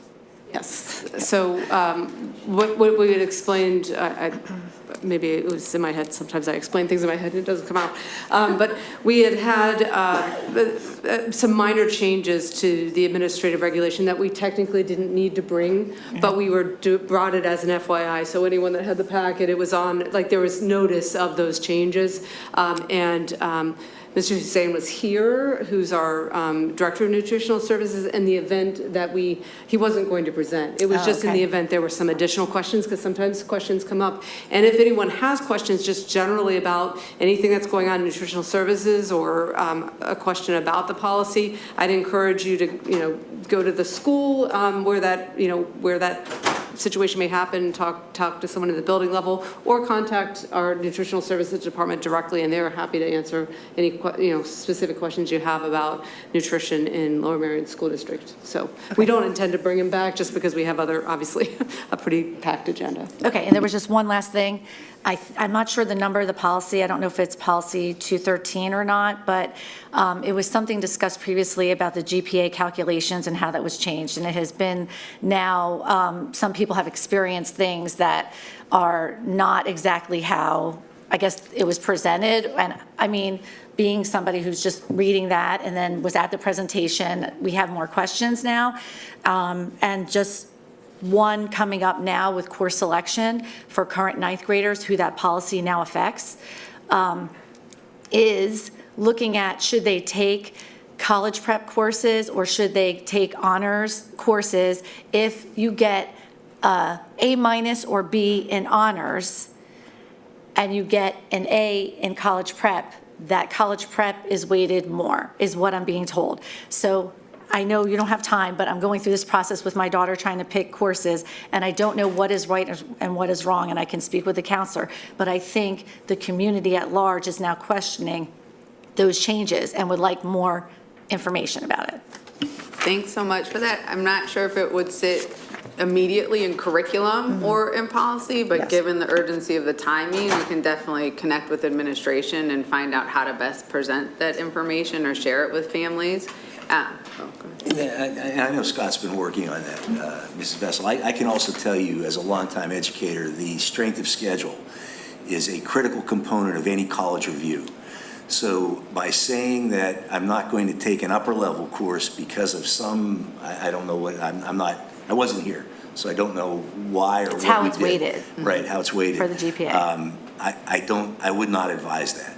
I would advise taking the upper level course in all circumstances, just because that's what a college admission officer will look at.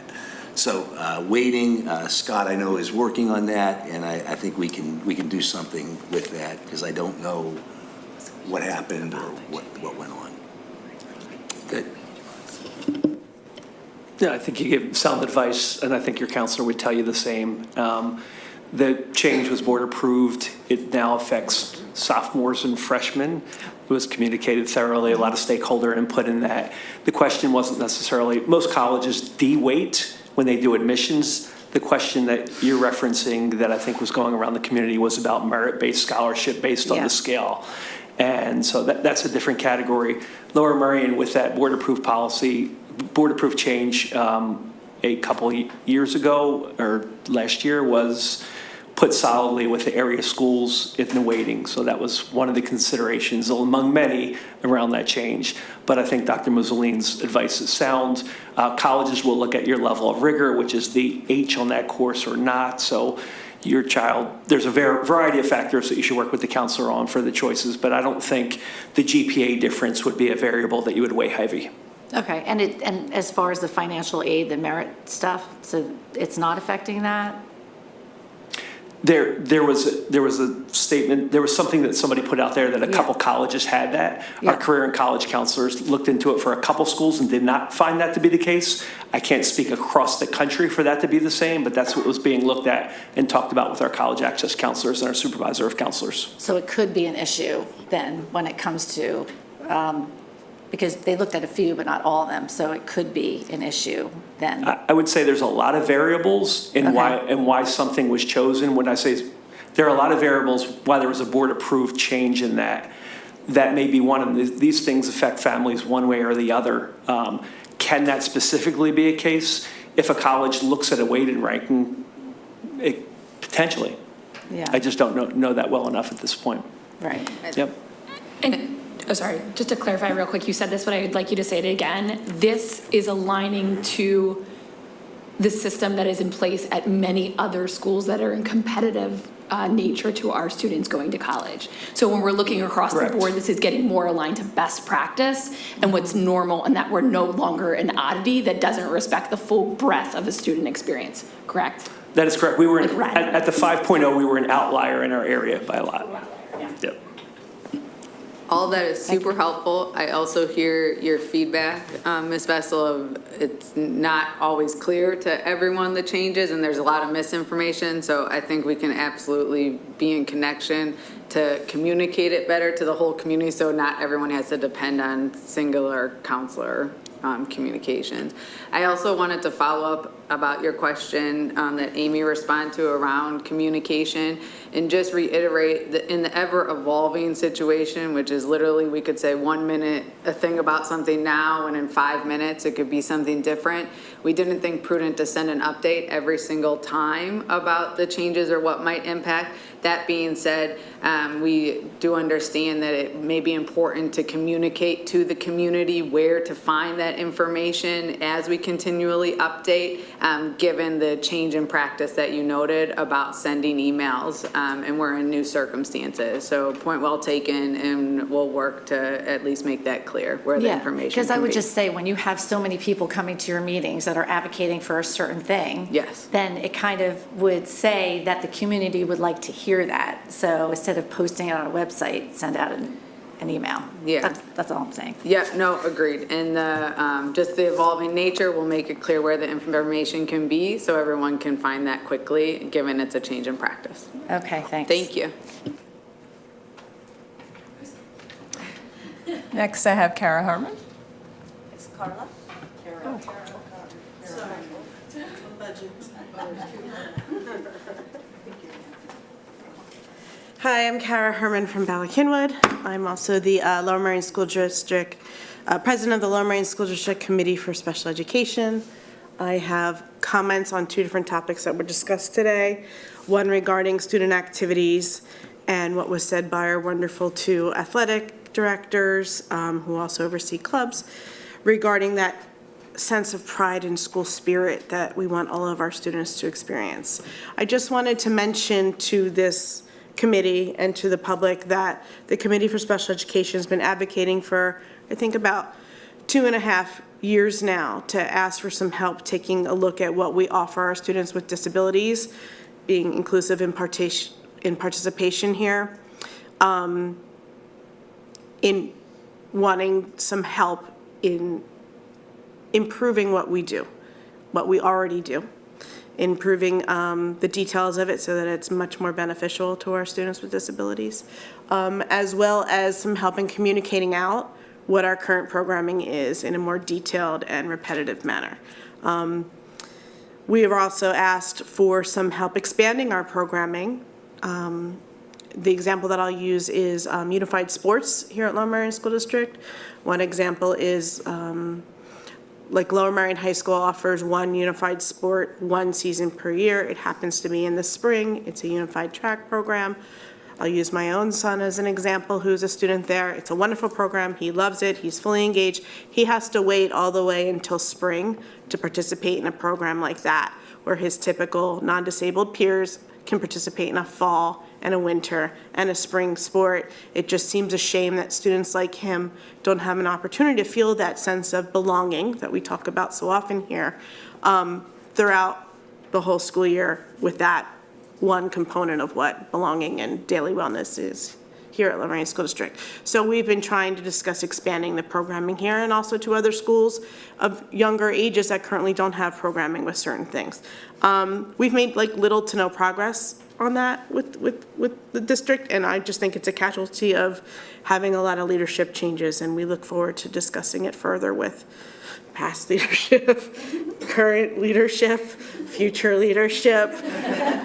We will be happy to discuss with it all and hopefully move forward in a partnership to help just improve.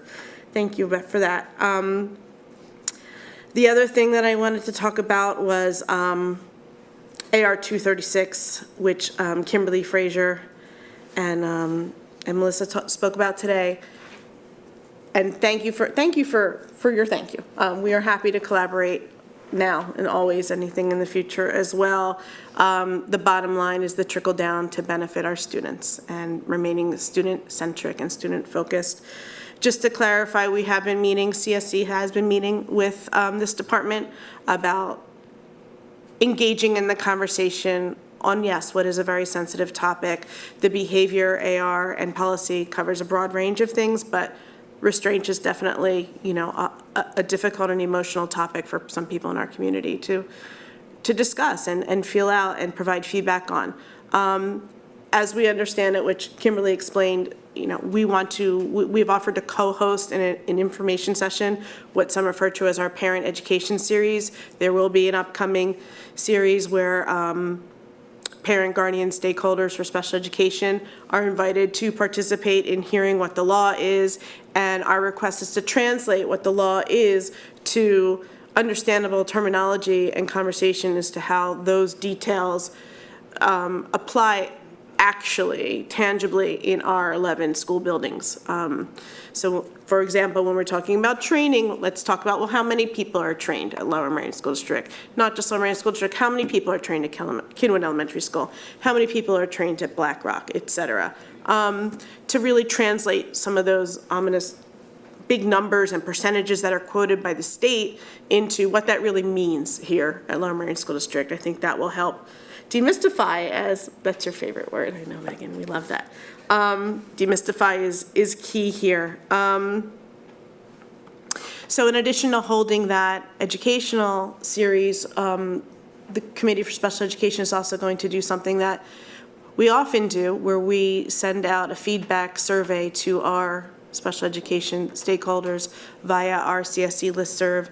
And if anyone wants to be on that list and receive that, they can sign up through our website, which is lmsb250207policy.org, so that they can take part in the survey. And we will communicate that out in other ways as well. And then there will be all the policy meetings, 2 policy meetings where we actually go over, and then 1 full board meeting where the vote is actually taken. And then Kimberly has requested the opportunity to do a summary education meeting, now that the policy is voted on, to be able to explain out what it turned into, what the actual end result product is, to explain that out into the community. So we're happy to support that effort as well. And somewhere along the way, we're going to have these, I shouldn't say we, the district is going to have these drop-in sessions for parents to come in person to meet with members of the Student Services and Special Education team, to tell their stories, to discuss personally what's going on with their families in a confidential manner, where it's not over a Zoom or with other people in the Zoom room or in the in-person room or anything like that. I think those feedback sessions are really important, and I know that we certainly have families with stories to tell. So I think that's it. I just wanted to kind of inform about that. And I would like to, when we bring back the athletic conversation and the clubs and stuff, to be able to have some space to ask some more questions and just describe to the community what we're advocating for here. Thank you. Thank you. Next, I have Carla Mitchell. Hi, good morning, and thank you so much for your time. I know we're over time, so I'm going to try to make these very quick. My name is Carla Mitchell. I'm a parent of a 3rd grader at Gladwin Elementary. I'm here representing a group of parents in our district who are deeply concerned about the possibility of an ICE raid taking place in our schools. While my daughter and I are U.S. citizens, I don't face a threat of deportation. We feel it is our moral duty to support the families and the children who might be at risk. As a nation of immigrants, many of us have roots that trace back to those who sought refuge and opportunity here. The sight of ICE agents entering a school to remove a child will cause significant trauma, especially for young, impressionable students. Preventing such scenario must be a priority. The well-being of all children should be paramount. Yet recent changes stemming from executive mandates by the Trump administration have weakened safeguards of our schools. We appreciate the district is confident that the current visitor and privacy policies may be sufficient to prevent a potential ICE raid. However, upon reviewing these policies, they fall short of protecting our children in the current climate. So for instance, I'm going to set an example. If there was an ICE raid today, would that qualify as a valid reason to allow agents on our school grounds, as stated by our visitor policy? We don't know, but this lack of clarity leaves room for interpretation by principals and staff. So I'm here standing in front of you today to ask the district to adopt a proactive stance by implementing strict protocols. Specifically, we recommend requiring both a judicial warrant and the superintendent's written permission, specifying the exact areas where agents could access. It could be the reception area or the courtyard. Last week, we emailed the board a list of immediate asks as well as long-term requests to safeguard our students. It's my understanding that many neighboring districts have already established protections against ICE enforcement in schools, yet LMSD has no comparable policies. We implore you to review and adopt such measures. Without a clear policy, our schools remain vulnerable. Taking steps to shield students from the harm and psychological distress of an ICE raid is within your power and can have a lasting positive impact. Our children represent this nation's future, and it is our collective responsibility to safeguard them. On behalf of many concerned parents in our district, I urge you to prohibit ICE access to our schools unless absolutely mandated by law. Can I respond? Please. Yes, so thank you. Thank you very much. Unfortunately, I think that's an overstatement. We are absolutely prepared for an ICE raid if that were to occur, in the unlikely occurrence of something like that. But immediately, we had guidance from our attorneys, multiple attorneys, on exactly what you're talking about. And we've got that guidance out to all of our principals. So everything that you've stated, we have in place. When you say policy, I guess there's lots of policies. I mean, there's policies that we approve, and then there's procedures that we institute. And a procedure, once the president took the secure location off of a school, is something that every school district in the nation has, not just our neighboring districts. We have it too, and we have it in place. So we debated, do we put all that on the website? Are we an urban core district that we need to place? We decided against that because we have all of these structures in place. We know what to do when if an ICE agent were to come. We know what the subpoena looks like. Our principals have a document. In fact, our protocol is if you get that, you send it to us.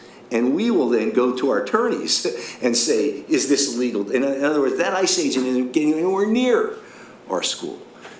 Going to our attorney. Then the attorney says, it is a legal document. And at that point, we have to follow the law, which you alluded to in your message, which every other school district is doing. So the only thing I could say here is I can assure you that Lower Merion has those protocols in place. And I do appreciate what you say. Absolutely. Thank you. So is there a reason why we can't have an actual policy around that?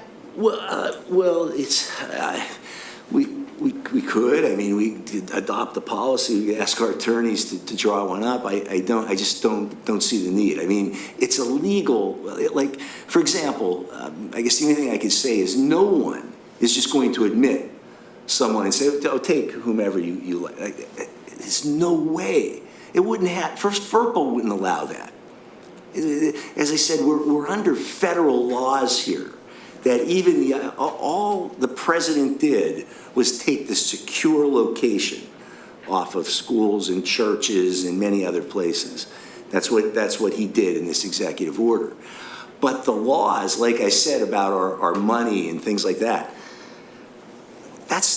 no executive order can usurp a congressional passed law.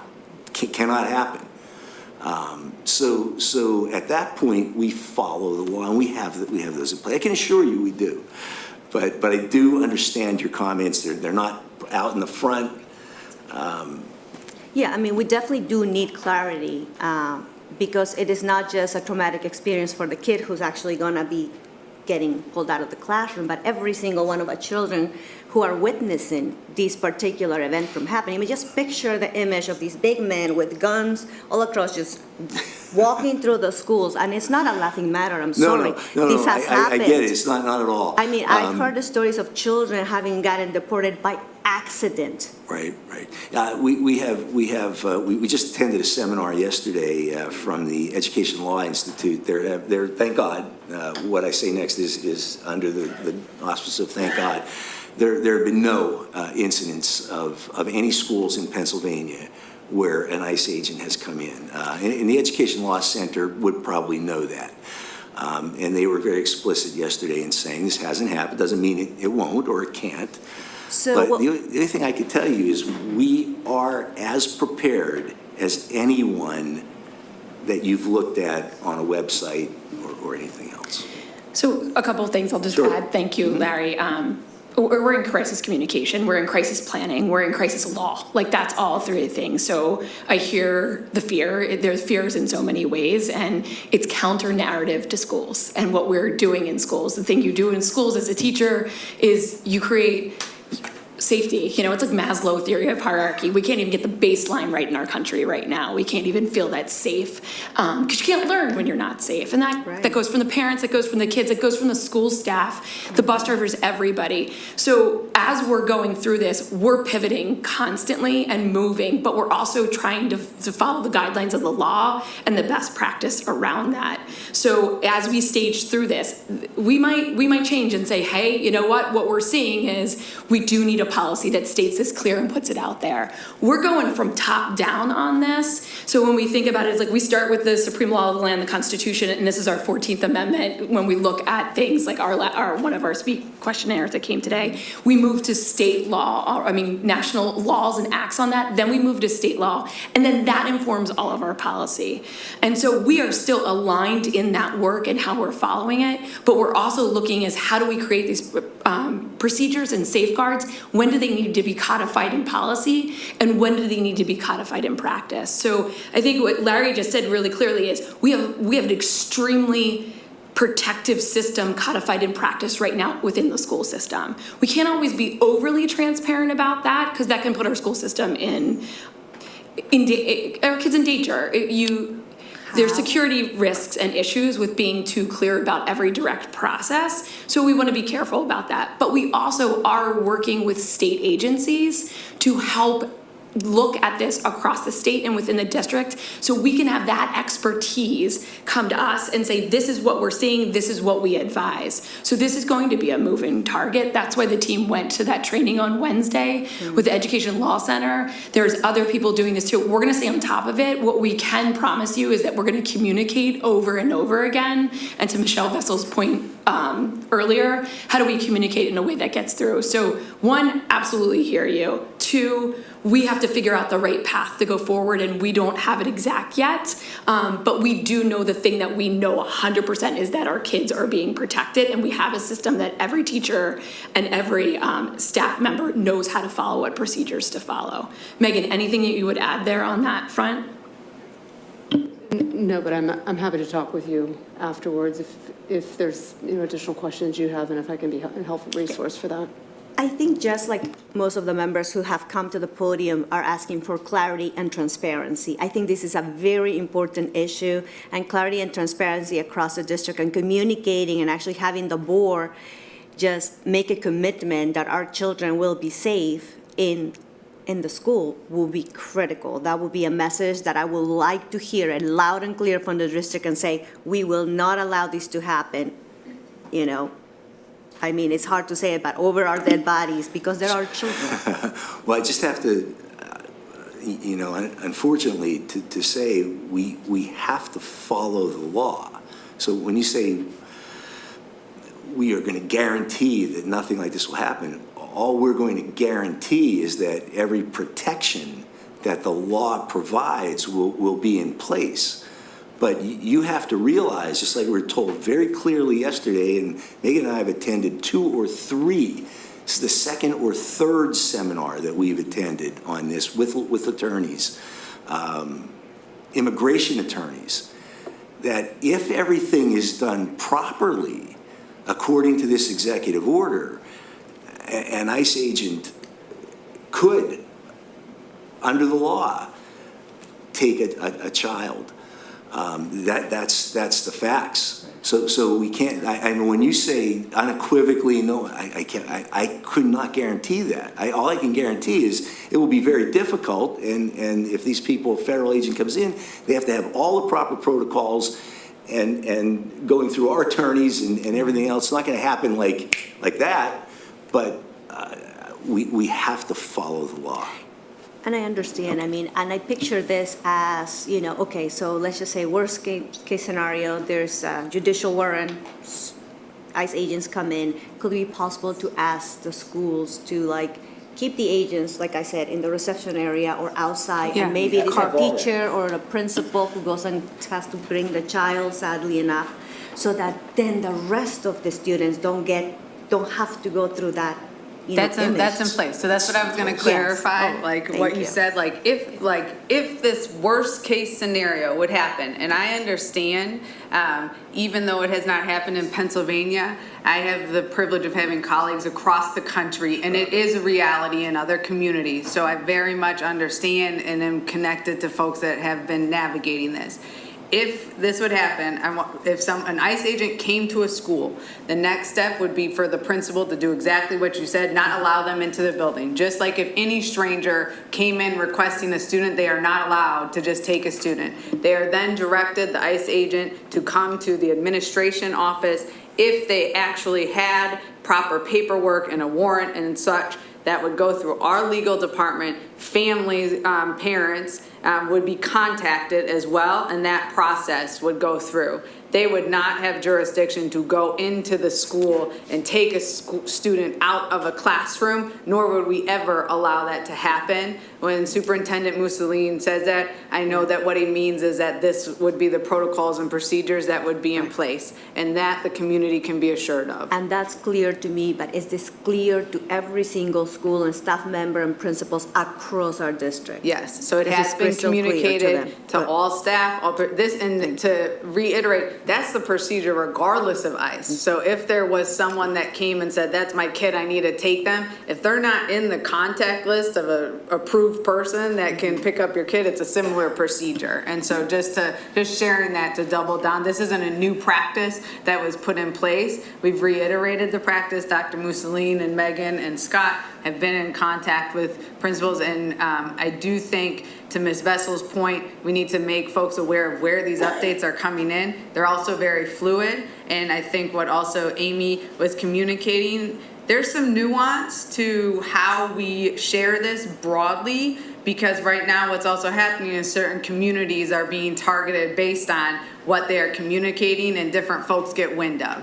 So I'm just saying that transparently to everyone, that is a very fine line of how we communicate and how we are transparent. We are 100% finding those ways, and a need to make that clear. And also there's some risk in some of what we're doing, and so as a board and administration, that's what we're also balancing to maintain the number one thing, that's student safety. Okay, thank you. Kyle, is there anything you want to add to the comments? You okay? All right. Well, thank you so much for your time. Thank you. Next, I have Cheryl Masterman. Come on up, Cheryl. Sorry, I gotta. Hey, I'm going to wrap it up. Okay. Sure, First of all, in my Gender Awareness and Inclusion Network hat, I want to thank Dr. Mussolini for your clarity on remembering what's the difference between a law and an EO. And parents get worked up and freaked out, and you help calm that down. And courage has been a theme of late. And I think you point out as well that just being able to navigate, and I appreciate your savviness as a board in knowing how to communicate in a way that doesn't draw attention to Lower Merion School District, because we are, it's sad to say that we're a target for doing the right thing. That's just like amazing to me. Now, with my other hat, which is the American Field Services Liaison, which is the Foreign Exchange Student Program, something occurred this year that I wondered if we'd want to address for the AR 206-4. When a foreign exchange student comes to live with a family and they're in Lower Merion School District or Lower Merion High School catchment and they're told they have to go to Harriton, doesn't work very well for an experience. So we went to Dr. Yanni and he gave us an exemption for that, but we're talking about 3 kids per year. As another policy states, we're only allowed 3. That's a different question we can talk about later, but if it's only 3 students, is it something that should be in the AR that those students wouldn't be separated from the family of the kids that are at a school that's not part of the partner program or is part of the partner program? I think we can bring that back together with a continuation of the conversation we have started around the homeschool situation, and we can add that would be great, because it's a minimal number of kids, and it would be best for everybody involved. Thanks. Thank you. That's all I have. I don't know if anything else. The first comment on the Zoom is from Esther Schwartzman of Bryn Mawr. Why is LM enriching diversity, equity, and inclusion consultants while our students are struggling and not getting the help they need? Why not reallocate diversity, equity, and inclusion funding to help narrow the achievement gap, like hiring tutors, et cetera? What is the board doing to narrow the achievement gap? The next comment is from Jill Altschuler of Marion Station. While it does seem that therapy dogs have been shown to be effective for helping some students with certain social, emotional, and mental health struggles, can we also put efforts on developing other programming that has been shown to benefit all students with these struggles, as well as more proactive Tier 1 approaches to addressing mental health? What I forgot to include in my comment is to keep in mind the PAYS data, specifically the percentage of students who responded feeling sad or depressed most days in the past 12 months.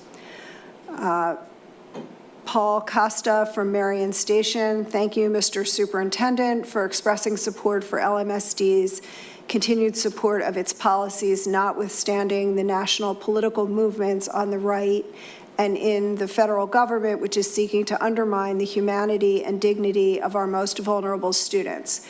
We need local leaders like you to stand firm against the hateful and destructive agenda being pressed in Washington. Amy Tarosky of Marion Station. Thank you for your comment assuring the community that you will continue your work to ensure that all students and staff feel a sense of safety and belonging. I applaud your equity policy in particular. I realize this is a challenging time, and I appreciate your leadership and courage. Okay, this one, Mia Carpinella doesn't have a location.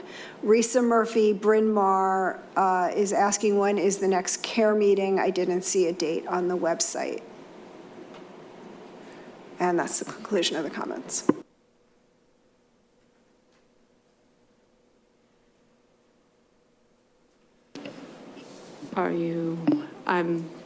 CARE meeting? Is that what Yeah. the question? Okay, I was like, What's the date? I don't have my calendar up. It was on my agenda to ask you later, so this is great. Just kidding. getting late. I think we identified a date. Is it on the calendar, Amy? I just don't have my computer running. Okay. We identified a February date. We'll make sure it's on the calendar. It's in this month, which is February, later this month. I apologize. As soon as I get my And computer let's be warmed up. sure to follow up with Ms. Murphy directly. With For sure, Lisa, will do. With the date. Thanks, Megan. Okay, any other questions or comments or thoughts? Abby, I'm not sure if you're still there. Forgot about you for a minute. Maybe not. She is, okay, okay. I'm sorry, I was just with my kids who are having a hard time. I missed what was asked because I was. No, I didn't mean to pull you in. Thanks for multitasking. Just wanted to make sure as we wrap up, there wasn't anything you wanted to add. Oh, thank you, no, thank you Okay. very much. I hope that your kids feel better.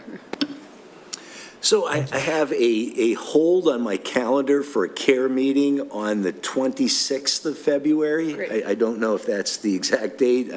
It just says hold, CARE meeting on my calendar. So that's That is, Denise. we need to advance the Denise is ball telling me. on that, and that is the date that is also reflected on my calendar as well. So we will make sure it gets to the official calendar and communicate that. Okay, maybe I shouldn't have said that. Is that right? I'm sorry if I did, but that's what was on the calendar.